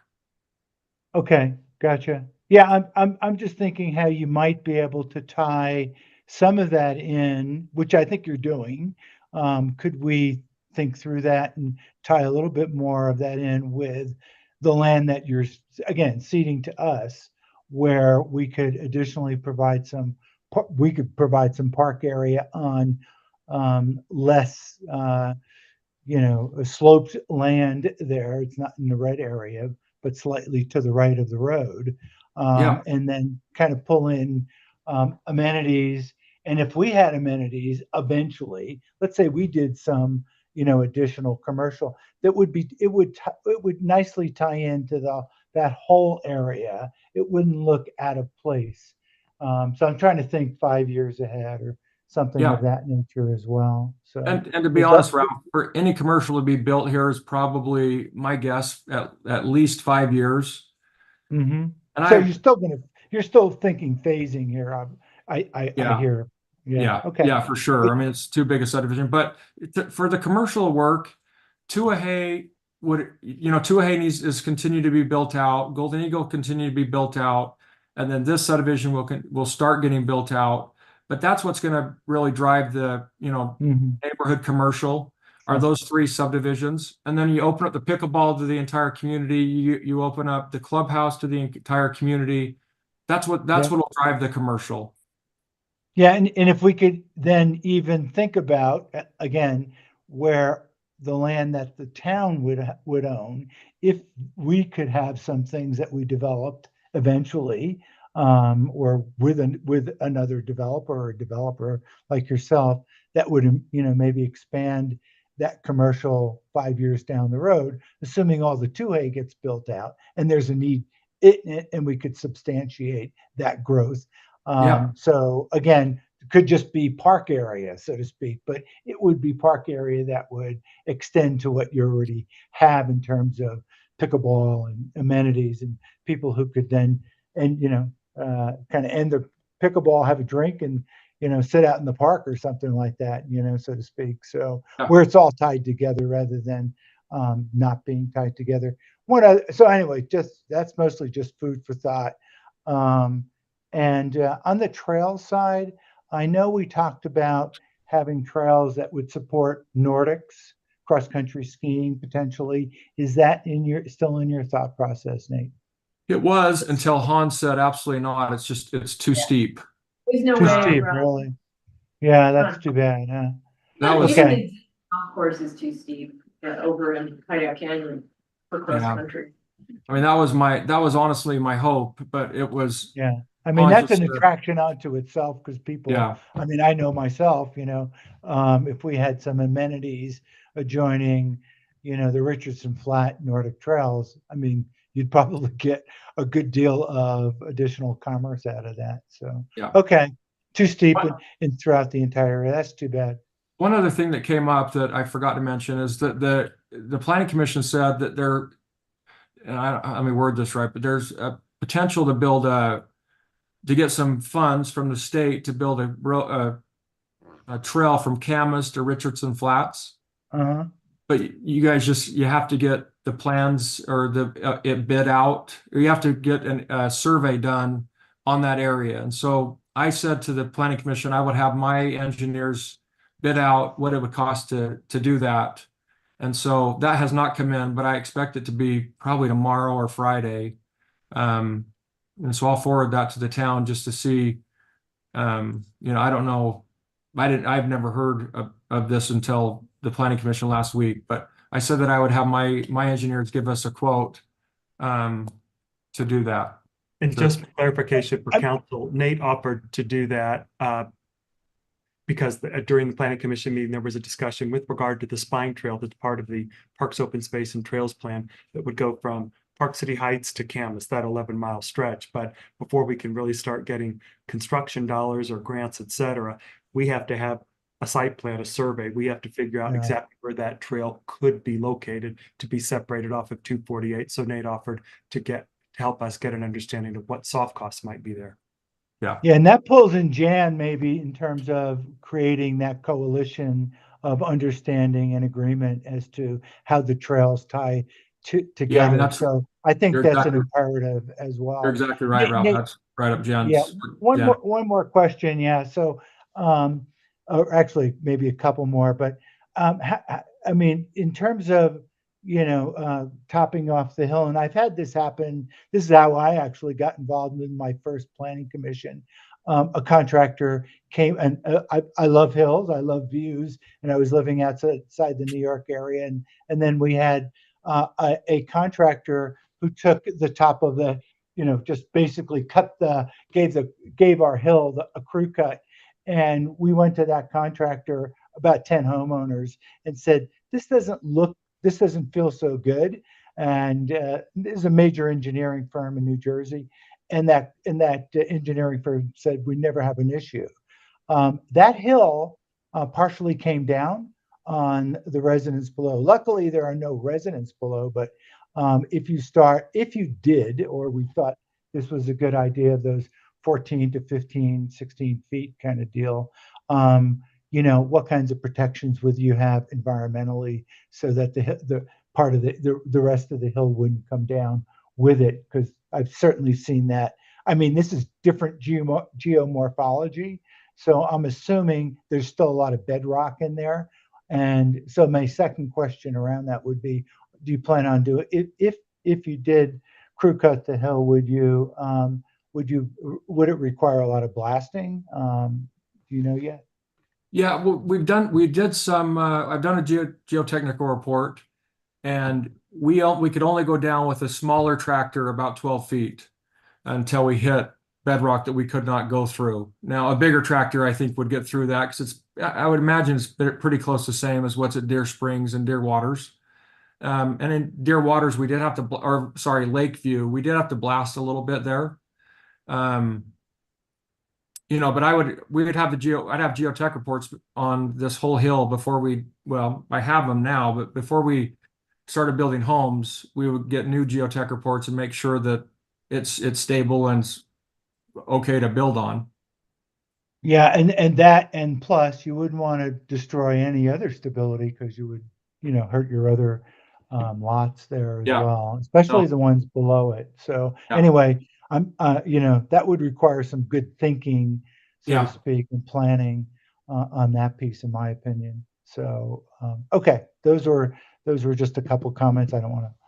Someone else may have a few. Thanks, Ralph. Thanks, Ralph. Those were great comments, actually. And Nate, thank you for, now that you've heard about the spine trail, offering to try to get us kick started on that with having your engineer take a look. All right, any other comments or questions from any other council members? Hey, Nate, Bob Nadelberg. Go ahead, Bob. Hey, this looks very intriguing. It looks nice from a blueprint perspective. You know what might be helpful for everybody if we could arrange to walk the property. Worst case scenario is we all get a great hike in, but I'm kind of liking a lot of what I'm seeing right here. I have some concerns about the hill, but I think this might be better if we put some eyes on it and got a better feel for what you're trying to do here. I think that's great, because I would love to show you guys what I'm talking about. It means it's a lot better, and it's an easy hike. And so I would love to take you guys up there and show you the property. All right, thanks. Here with that, Bob. I've been up there a couple of times, but understanding how you would crew cut the hill would be certainly something we'd all want to see. And how do you put the vegetation back? Yeah. Environmentally safe, and adding some trees. Well, I have another question. How do we set that up? Another question. Oh, sorry, Rob. Go ahead. On the big picture, but I want to. I'll wait. Maybe Carol's got something, or Bob's got some more. I have a couple questions, because I have not seen this concept plan before. The very bottom black line, is that 248? Yes. Okay, and then go all the way over to the left. And is that the existing house on the property? Yes. Okay, so this would be to the east of that area, correct? Yes. Okay, thanks.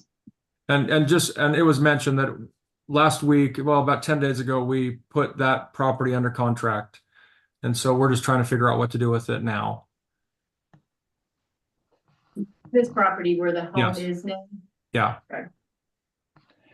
And I that really leads like the idea of sorry. a site plan walk. I mean, I think that's always critical to actually view where it is.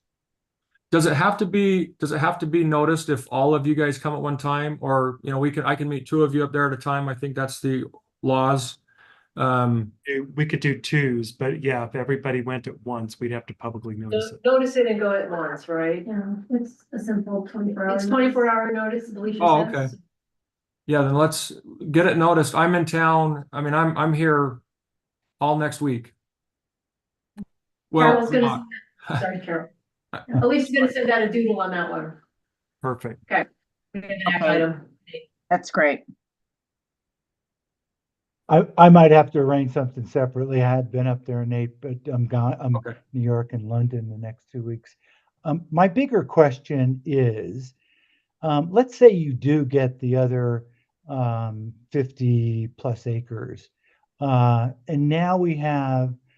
I'm assuming at that point there will be no more commercial. I mean, there would, it's going to be single family or it's going to be mixed. It's going to be mixed. You wouldn't want to build, a separate commercial over in that left-hand area where, the Salzman have their homes. And so would that induce a larger or a commercial area in the areas that we have in the current picture? So I'm looking at the bigger picture. You're probably going to have at least 50, maybe as many as 100 new homes in there if that comes off. And will that support some additional park? Will that support some? And then it comes down to should a big park be in the middle of the two locations so that as you're building out, there's there's something that's, so to speak, shareable, whether it's commercial or whether it's park type amenities. Anyway, yeah, let me ask you a question. Does Golden Eagle have a park up there? There's not a park. There's not an active park up there. There's some open space up there, but not very much. There's no active park now. Not a park. Okay. Yeah, I mean, I think another 100 homes wouldn't really change the commercial. To be honest, this is a really tough commercial piece.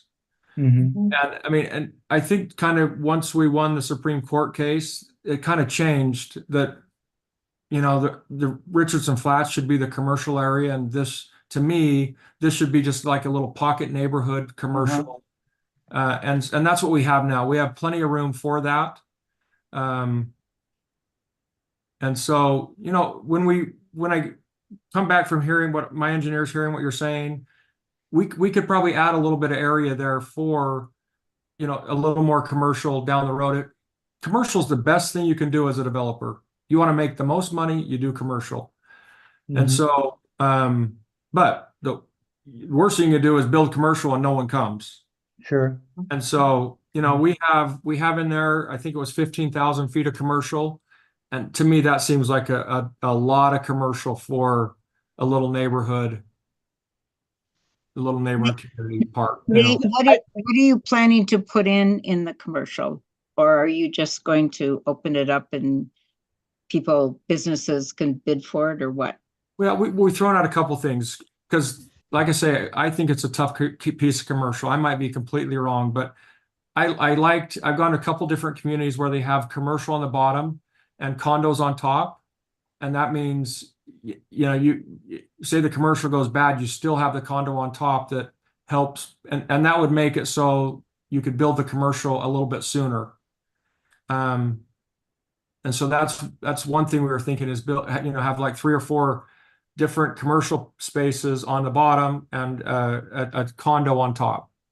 And if Nate, if I could piggyback on that for Carol's sake, the Planning Commission discussed it a little bit as well. And they kind of said, no to gas stations. They were thinking more yoga studios, fitness studios, restaurants, small scale retail, butcher, things like that. Again, it is a hard place to put retail, but as Nate noted, neighborhood mixed use is increasingly how that is done. Maybe the first floor becomes the commercial, it becomes a mixed use building. The upper floors start to supplement what goes on downstairs. So I think it would probably be very small scale.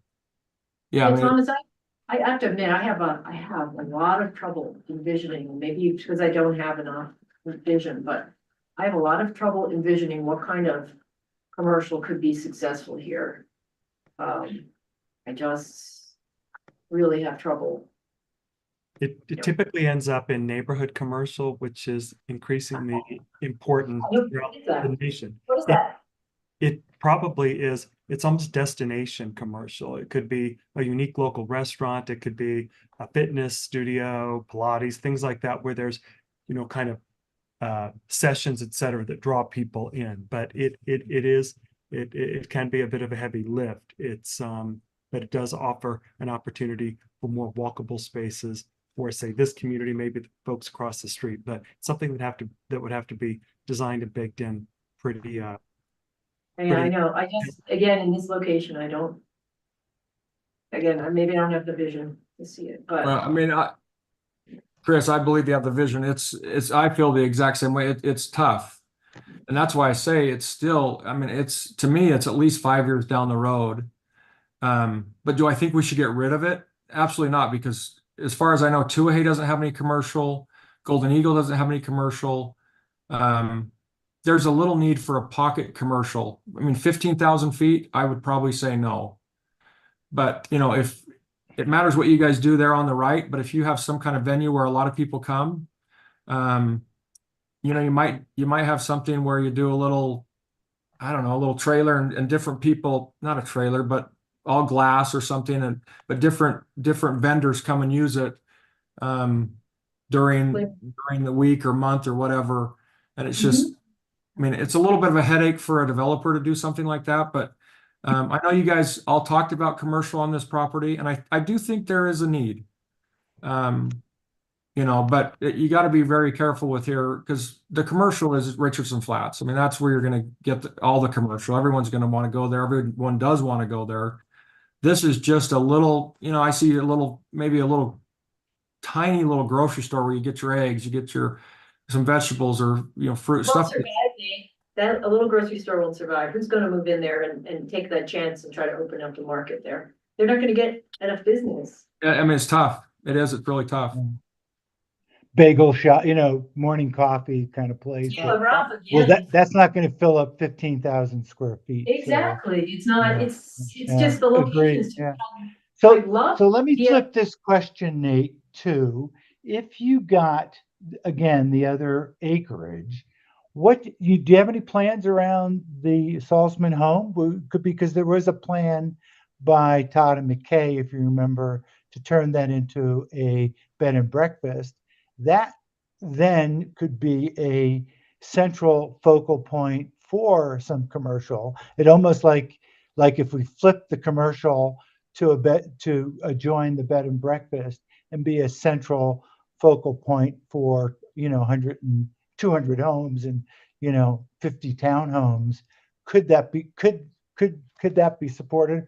Or is your thought, oh, I'm just going to tear that down and we'll just make we'll make single family homes? So you have a long range vision. Yeah.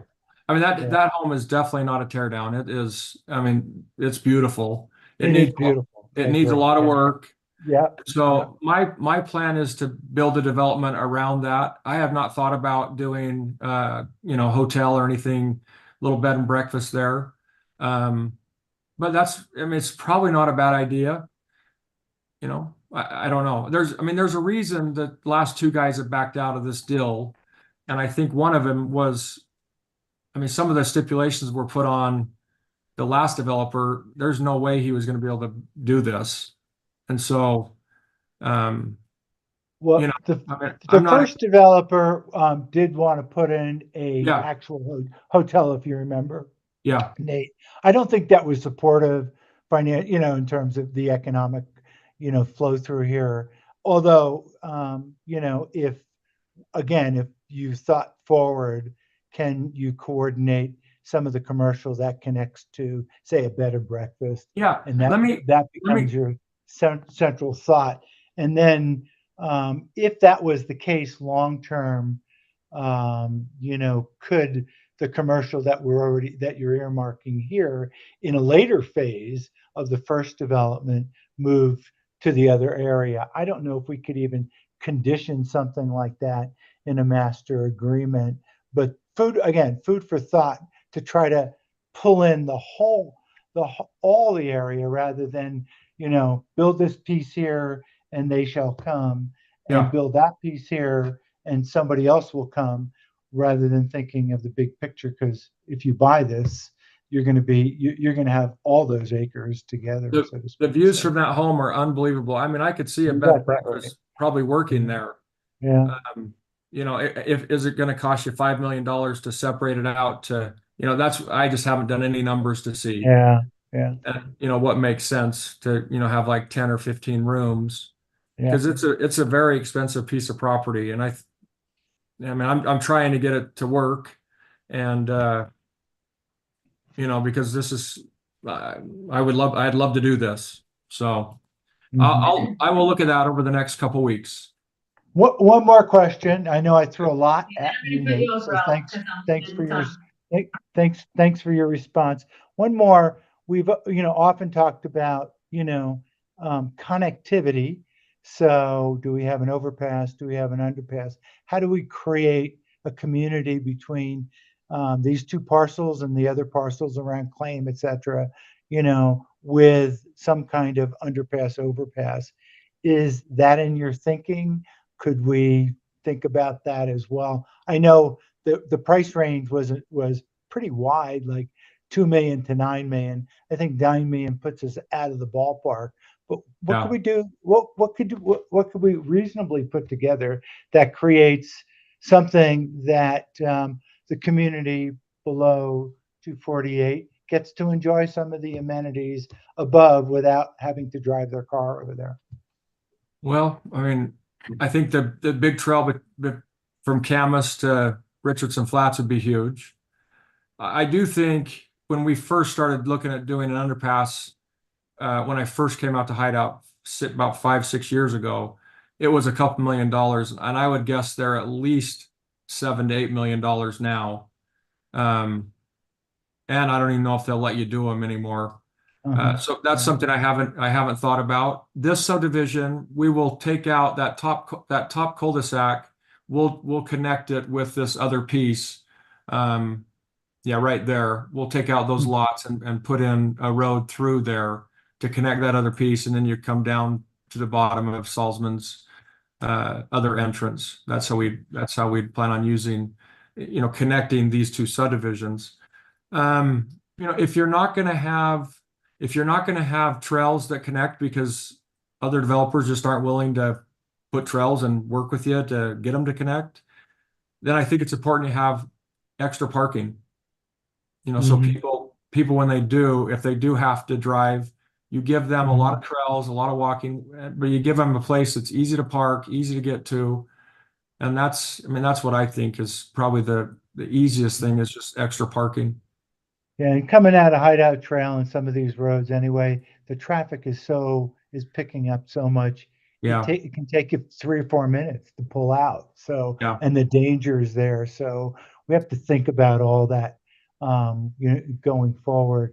So traffic is a huge issue on 248. We know that there's been plenty of accidents. So how do we knit something together that's safe, fun, and appealing? Both visually and commercially. So anyway. Rob, I don't think that in this, what we're looking at today, except for getting across the road here, or there might, I don't know if this is the spot to cross. I think we're gonna be meeting with,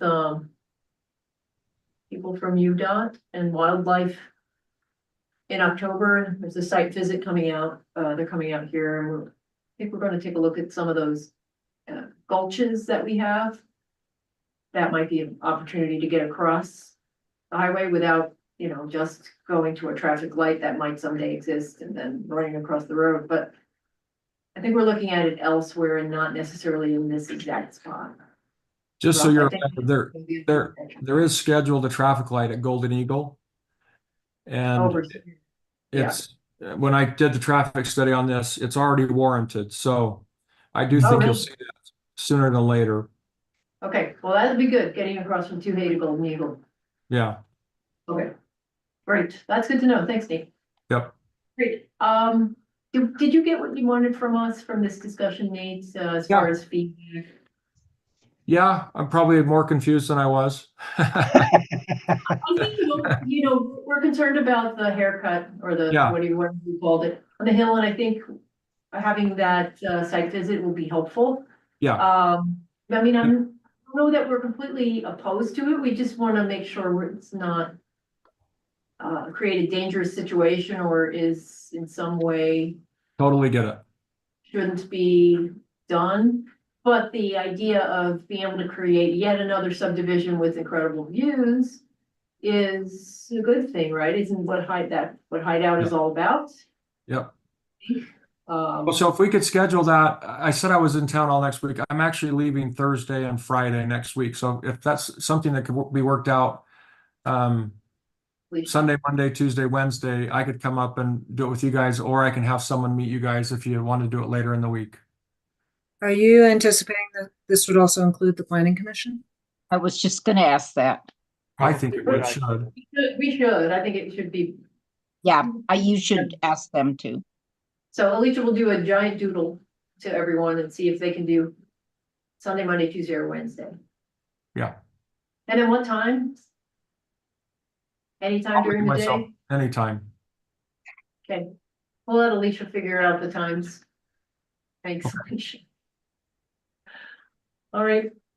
Well, thank you. I appreciate all your time. I know you guys have a busy schedule, so if that's everything, I'll jump off. Thank you, Nate. Appreciate Thank you you. being here. Thanks. Thanks. Stay. Thank you. Good questions and comments from the council and great report, staff report. Thomas, thank you. Okay, we're gonna go on to agenda item number 3, Rocky Mountain Power, also known as Pacific Corp, community engagement announcement. Who's making the announcement? Am I supposed to do that? Let me scroll down to the announcement itself. I don't think we assigned that to anybody, maybe Jan. Jan, are you knows still about with it. us? Thomas knows about it. Thomas, do you know about what's happening with Rocky Mountain Power? I think I could assist. Let's see if you pull up. Because all I know it's happening tomorrow and I agreed to be there. So, and that we have a flyer. This is it. Do you Okay. have any, I mean, I can read from here. Yeah, I can give you guys a quick update, and then of course, certainly we can read through this. It is scheduled for tomorrow from 5 to 8 p.m. The first session is an in-person session at Town Hall. That's from 5 to 6:30 p.m. Representatives from Rocky Mountain Power will be there to explain their proposed project that will run throughout the town of Hideout, which is essentially for the replacement of some of the transmission poles. So many of the poles that you see in the town of Hideout, they are going to be coming through and replacing those poles. Most of those poles are wooden poles. They're going to be replaced with metal poles, and some will be significantly higher than these are. Most of this work is being done because of not just the demand in the area throughout the Wasatch Back for electricity, but also pole replacement and moving to metal poles is an effort of Rocky Mountain Power to ensure protection from wildfires for the electrical lines and transmission. So the second session is essentially the same as the first session, but it'll be by way of Zoom, and it starts at 6:45 to 8 p.m. Again, it's essentially the same thing. I should also note that in addition to the transmission lines, the taller lines that you see that will be replaced, there will be undergrounding the distribution lines. So if you actually look at the lines that are on those large poles throughout Hideout right now, there's two layers of lines. The top line is the transmission line. The ones that are lower are the distribution lines. Those are going to get removed. Those will all be undergrounded. So there will be a fair amount of digging throughout the community to bury those. And again, poles will be replaced. Generally, poles will be located within 5 feet of where the existing pole is. A number of people in the community had questions, and so Rocky Mountain Power agreed to come out and do a project overview, answer questions, and so they will be the ones leading the meetings tomorrow evening. Okay, great. So the first one's in person only. The second one will continue in person here, but on Zoom, right? Actually, it'll all go to Zoom on the second one. All go to Everybody will Zoom. huddle under their But computers. still That's from correct. here. Okay. Yeah. Okay. And we'll have snacks. Oh, there are snacks? We'll have snacks. Okay, we're going to have snacks. Evidently. All right, thank you. Thank you, Thomas. I appreciate that. You're welcome. All right, hopefully we'll get a good turnout. I think people would be interested in Alicia. I believe I saw some notifications already come through the website and, did they come through the app as well? App, website and email, and supposedly Rocky Mountain Power mailed it to everybody as well. Oh, I So- didn't get one. Really? I don't think so. Oh, Mm-mm. Nope. Anybody else get one in the mail from Rocky Mountain Power? or in your bill or anything? Nope. Oh, they said they were gonna do that And for us. I didn't see the bill. Okay, It goes to my husband. okay. I don't open that one. Okay, Well, Carol does though. Well, she just got back, so. all right. Carol, through your mail. Well, hopefully between the three, people have been notified, so. Okay. Well, hopefully get a decent turnout and make it worth the effort. I actually think it's fantastic that they're burying these lines. It's unfortunately, they can't also bury the transmission lines, but you know, at least getting the distribution lines underground, it will definitely improve certain areas of the town. And it's, I'm sure everybody, you know, once the digging is done, everybody will be happy it happened. All right, thank you. Okay, next one, on to agenda item 4, discussion and possible approval of ordinance of a certain number, amending Hideout Municipal Code 10.08.18 regarding retaining walls. This sounds like a Thomas item. I can help on this, and Gordon is here as well if there are any engineering technical questions. This is really a recommendation to essentially clean up the code where the code indicates that retaining walls are all reviewed by the town engineer. That is not the case for private retaining walls, and so this is really clarification of that. The proposed language is in underscore red. The existing number 1 and 2, the heights of the retaining walls, etc., will not be changed. Setbacks for the retaining walls will not be changed. That number 3, again, it notes review by the town engineer. That is not true for private retaining walls, and so this is cleaning that up and indicating that if it's located outside of the public right-of-way and doesn't support a public road, it will simply be reviewed by the town planner, and that's primarily to ensure aesthetic review. Number 4 is an addition to the code, which notes that the town engineer will determine the most appropriate engineering system and materials for retaining walls located within the public right of way and those located outside the public right of way, but that support a public road. And Gordon is here if you guys wanted to go into more detail. The last one, which actually should be number 5, is just noting that it's a little bit repetitive with our building code, but we're going to go ahead and put it and leave it in the code to note that retaining walls over 4 feet in height do require a building permit, and they have to meet the geotechnical engineering requirements of the International Building Code. And whether they're terraced or single walls, those last 2 lines, whether it's a terraced or a single wall, if the total is over 4 feet, so if you had 2 that are 2 feet adjacent each other, terraced, that would require also a building permit. Gordon, what did I miss? It was great. Perfect. Okay. Any questions from the council?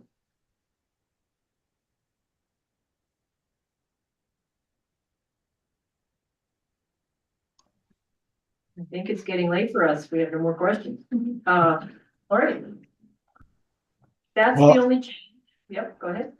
I was just going to say, I was out with these guys looking at one big problem we have in town, and I know it's the Burlap Mountain, Chris. I think we all know where that's at, and it's literally, it could cost us $500,000 to provide the right fixes around it. Should have never been approved previously, but we know what historical issues we've had. So having the right code here, you know, is I think is important. So yeah, thanks you guys.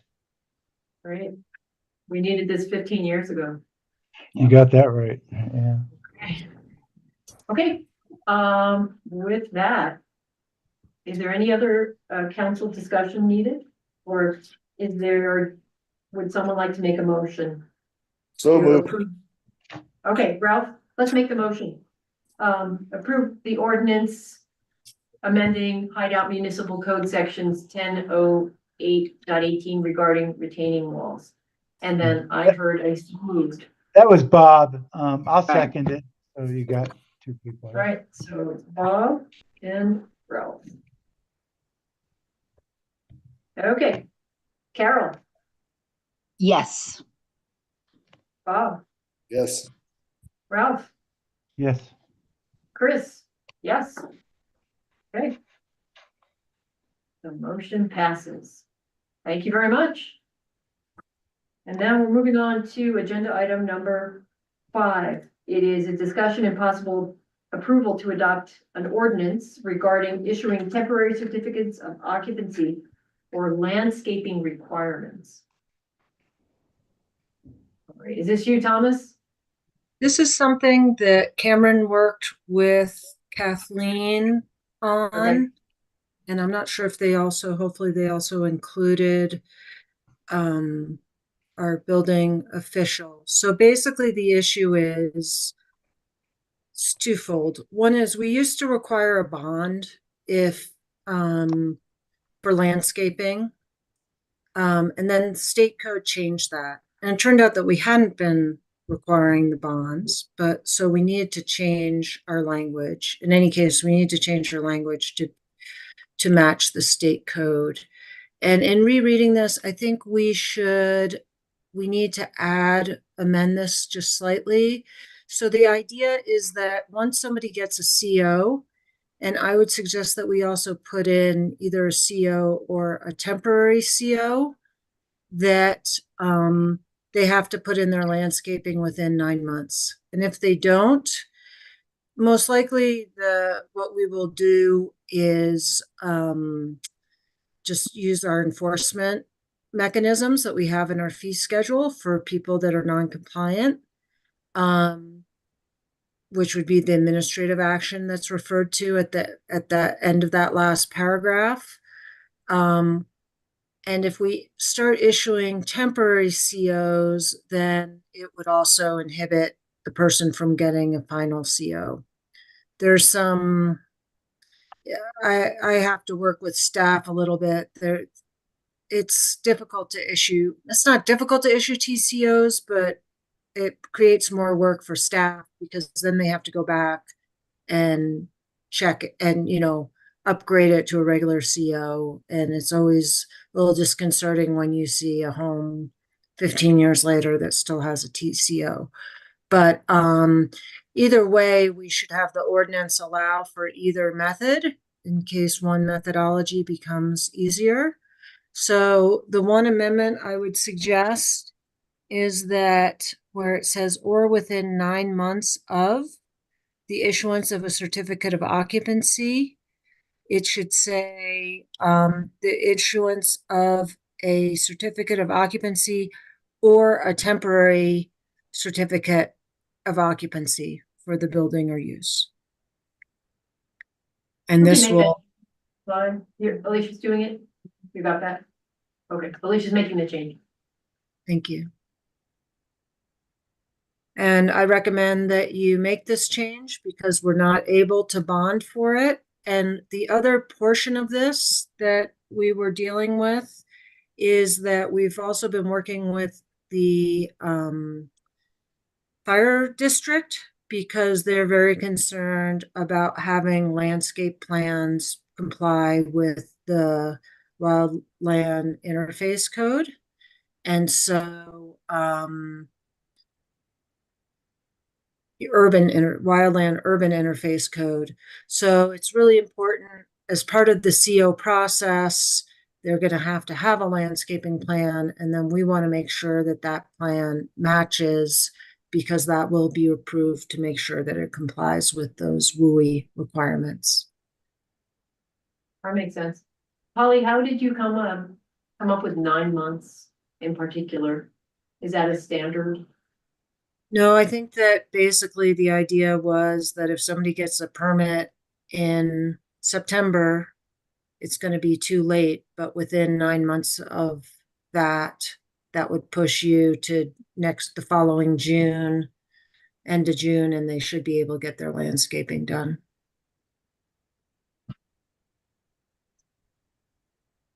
Would there be any downside in a year? Just 1 year? I'm just, again, devil's advocate. You get your CO in October. I'm sorry, yeah, let's say September. Bob, I see your hands up, just 1 second. And maybe you can't get a landscaper to come and do your work until like midsummer, the following summer. Just wanting to know why we chose 9 months, and that is a year a little bit more forgiving for people who just happen to fall in that area, or is any year giving people too much license to just not get to it? I'm not sure why. We're not doing a whole year.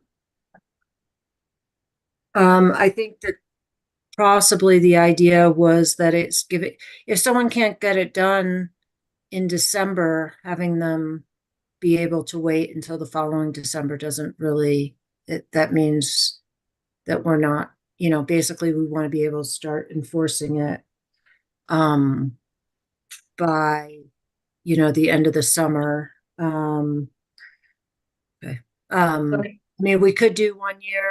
I think 9 months was the mayor's suggestion based on his input. Okay. And the fire district wanted 6 months. So this was kind of a compromise, I think. If without this though, their landscape, it'll be the area of disturbance for when they've built, right? So there shouldn't be actually any trees or anything. It'll all have been ripped out. Right, that's what we're talking about for the landscape area, right? The part that's been already disturbed. Yeah, the idea is just to make sure that the landscaping is in, and also so that the neighbors don't have to see, just dirt, right? And dirt and weeds, yes. Right. So Okay. It's an aesthetic thing as well as a safety item. Okay. Bob, your hand's up. It is. Hey, hopefully this will make it easier for people who own lots and are building homes who have had nothing but aggravation. Hopefully this will make it easier for them to get their CO. On the other hand, hopefully this doesn't provide an annual avenue for developers to not fulfill their duties, as we've seen in the past. And then thirdly, I'm assuming in this municipal code will override any conditions that the HOA may put on things. Can you comment a little bit about that? So because it's related to a CO, and actually, can you just scroll up so we can see just above? Yeah. So the landscaping would be, I guess the developer also could be liable if they're the ones, if it's for a common area that's owned by the developer, that type of thing. Yep. So we would enforce it against them as well. We have a monetary means of doing that with our fines. And then the other question was with the HOAs, they would have, I mean, the plan itself will be approved with the building permit. So at the time that someone submits a building permit, they would also submit a landscape plan. And then what this is doing is ensuring that the landscape plan meets, or that what's put in matches the landscape plan. And I would think, I don't know exactly how it works, but I would think that the HOA reviews that as part of their architectural review or their plan review. And I'll say something based on personal experience from having custom built in here. We after we moved in, we had some issues with our landscaping approved by the HOA. It complied with everything the town wanted, and we brought in a arborist, and that person said, half the plants that the HOA either required or didn't require don't even do well here. So anything to limit any overreach, irrational overreach on their part will be most certainly welcome. So I think the town is a better arbiter of that. That's all I have to say. Yeah, I hate to, you're not going to love my answer, but I mean, we can just require what we require. If the HOA has another layer and asks you to put in Kentucky bluegrass, then you're subject to, the town's not involved. And that would be between your contract with the HOA and whatever their CC&Rs are. And you would have to change that through an amendment to your CC&Rs or policies for the HOA. But the town would approve it. We approve it without the HOA approval, but we can't get in the middle between you and the HOA.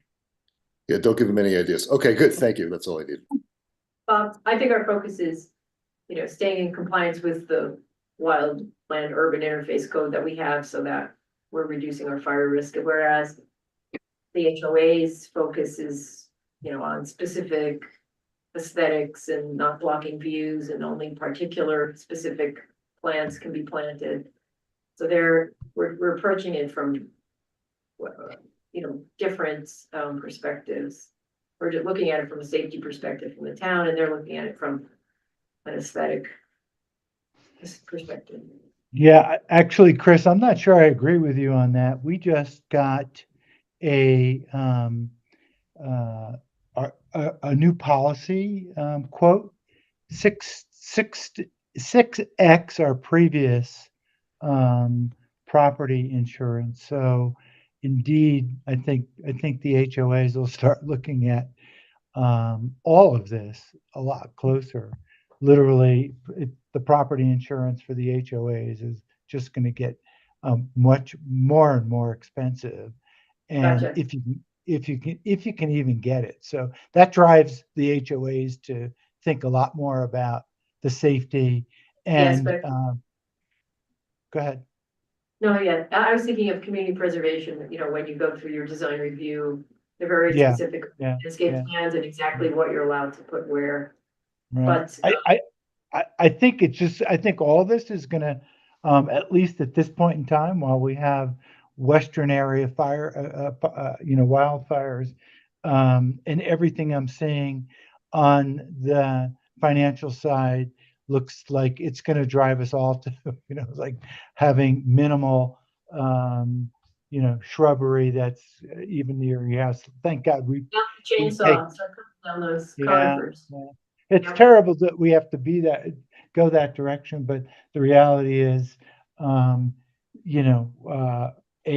we're looking at, I think, I was just talking to some of our HOA people, something in the neighborhood of gone from 40,000 to 240,000 in 1 year for property coverage. So, with requirements by the insurers around, landscaping and some other things. Anyway, I think we're all there. Hey, one other thought, Polly, you have some words here: a failure to complete the landscaping, blah blah blah, may be subject to revocation of their certificate of occupancy and other civil or administrative actions. Is that imply temporary certificate? Are we not going? So going back to your original comments, are we going to have a temporary certificate? Because how do you revoke something that is fully certified, so to speak? Well, that's why I wanted to put in the temporary up there. So if it's a refusal, then it would apply to that you wouldn't get your a certificate of occupancy. If they were issued a certificate of occupancy, then it could be suspended or revoked. We wanted to just make sure we had all the tools in our toolkit. The reality is that the main, I think initially we would start fining them under our fee schedule for a code violation. So to me, that's kind of a conditional, if not temporary. So anyway, conditioned on the fact that, you know, you are going to complete this in 9 months. Is that what I'm interpreting? Is that correct? Right. Mm-hmm. But we're gonna call it a temporary certificate of occupancy, like you said, Polly, or? Well, I we're gonna- wanted to have both in there Okay. so that we have the ability to either issue a temporary certificate of occupancy or a regular certificate of occupancy. And then that makes that second paragraph make sense. Okay, understood. So the change would be issue of a certificate or a temporary certificate of occupancy for the building Correct. use. That's what you had suggested earlier that Alicia already noted. So, council, you'll be considering adding that language that we just said in here, including temporary certificate of occupancy also. Right, where I'm highlighting. Correct. Okay. Any more discussion needed? Or is anyone willing to make a motion? I'll make another. Ralph, you doing it? No, that's Bob. Bob, I'm sorry. Bob, you want to make the motion? I was imitating Ralph, but yes, I'll make the motion. And that motion would be approval, adopting this ordinance regarding issuing temporary certificates of occupancy for landscaping requirements. Well, that's what it says in the agenda. With the additional as language amended. we spoke about in the discussion. Yes. I'll second. Okay, so we've got a Bob, followed by Carol. Okay, Ralph, Yes. Bob, Yes. Carol, Yes. and Chris is a yes. All right. The motion passes. All right. Let's move on to our committee updates. We've already done the planning commission update. Thank you, Peter. Let's go on to the economic development committee. Ralph. Yeah, so, you know, we're continuing to have our meetings.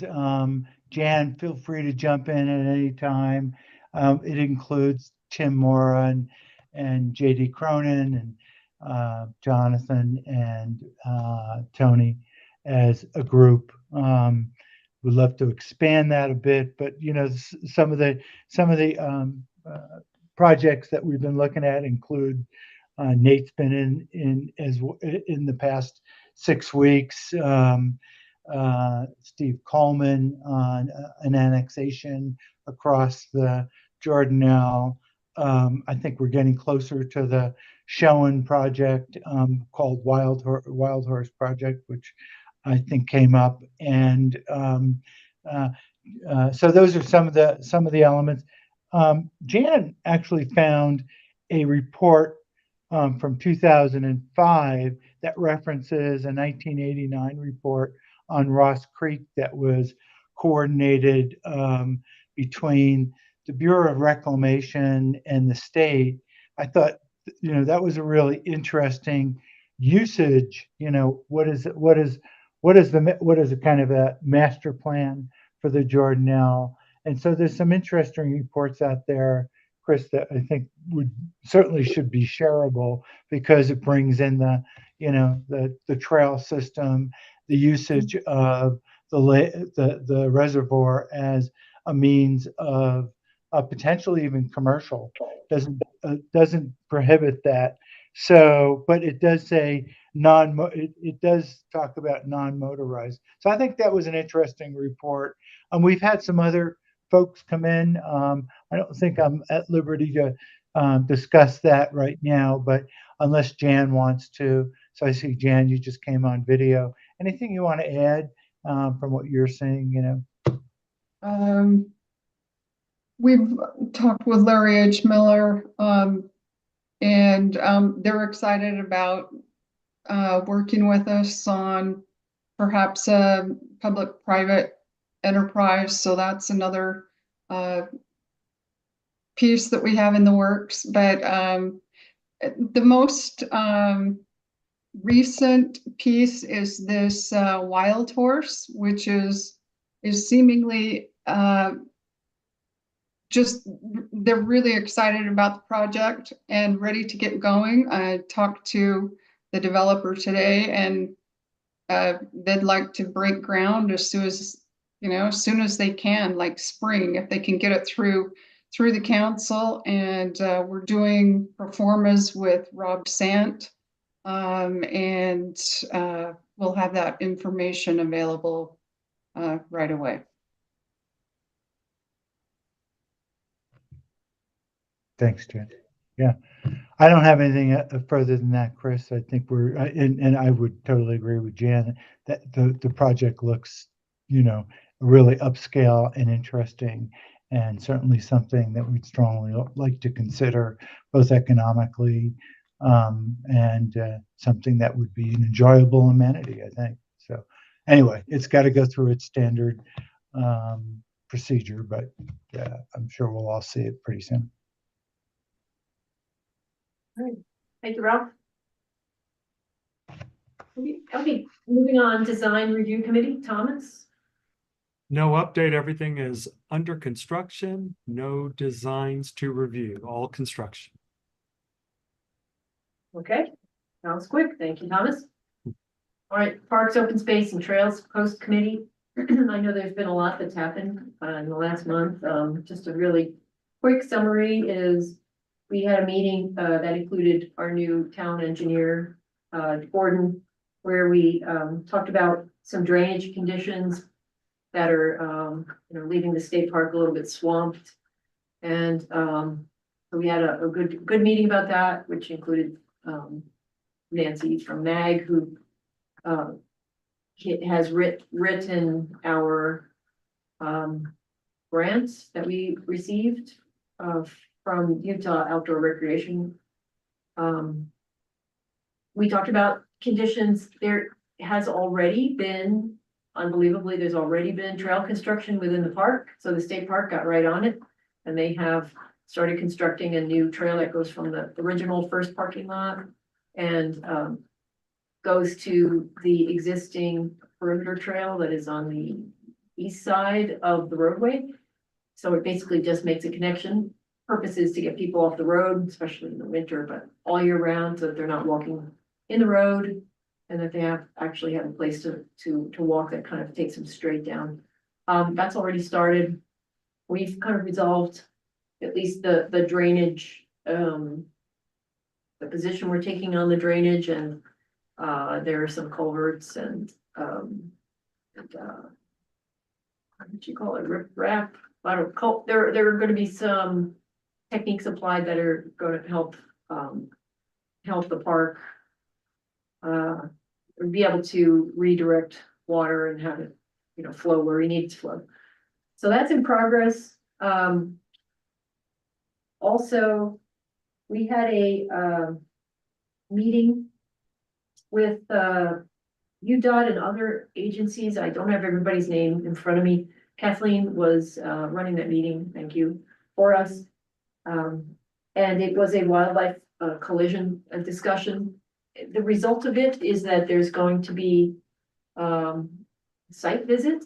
I think it's October 2nd, where they're coming out to take a look and to see, what the state of the wildlife fencing is, any kind of suggestions we have where we might be able to, because we know the terrain, they don't know the terrain, they're coming from all over the state to come here and for a site visit. So that's on the schedule. Something that the post committee is also handling, even though it's not strictly parks, open space and trails, it's wildlife fencing, or lack thereof, because the state SR 248 corridor where we are has been identified as a extremely high collision area with wildlife, and it's all kinds of different wildlife. So they had some mapping available, and they have other tools that have led them to approach us to try to figure out how to mitigate this.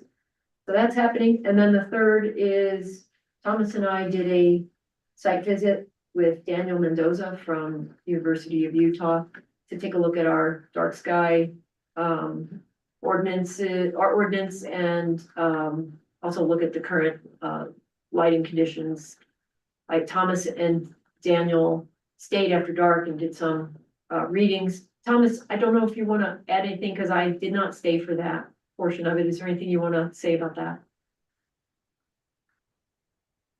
All right. No, the only thing I guess I would say is that we're going to be following up with Daniel. He did take some light readings, and we're going to be following up with him to look at maybe some additional light readings that we could take throughout the community prior to the winter months, and then maybe take some during winter months when we have snow and reflection. So that's probably our next step.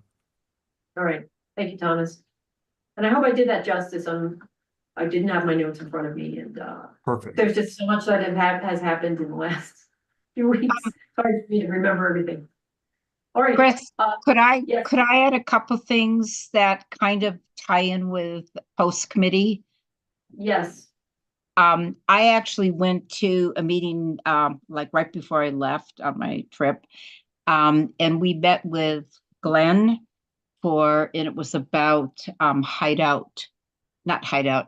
Shoreline 4 and what he was going to be doing there. He had actually asked some of the people in Shoreline for some input, and he is planning to put a small dog park in Shoreline 4. And one of the things that came up that I thought was great was there were 4 or 5 of us that met with him. Somebody had mentioned, could he put a post up with a platform on top, because there's apparently some osprey and a bald eagle around the lake that they could put a nest on. So, and Like a Boy Scout program. Yeah. he seemed very amenable to that.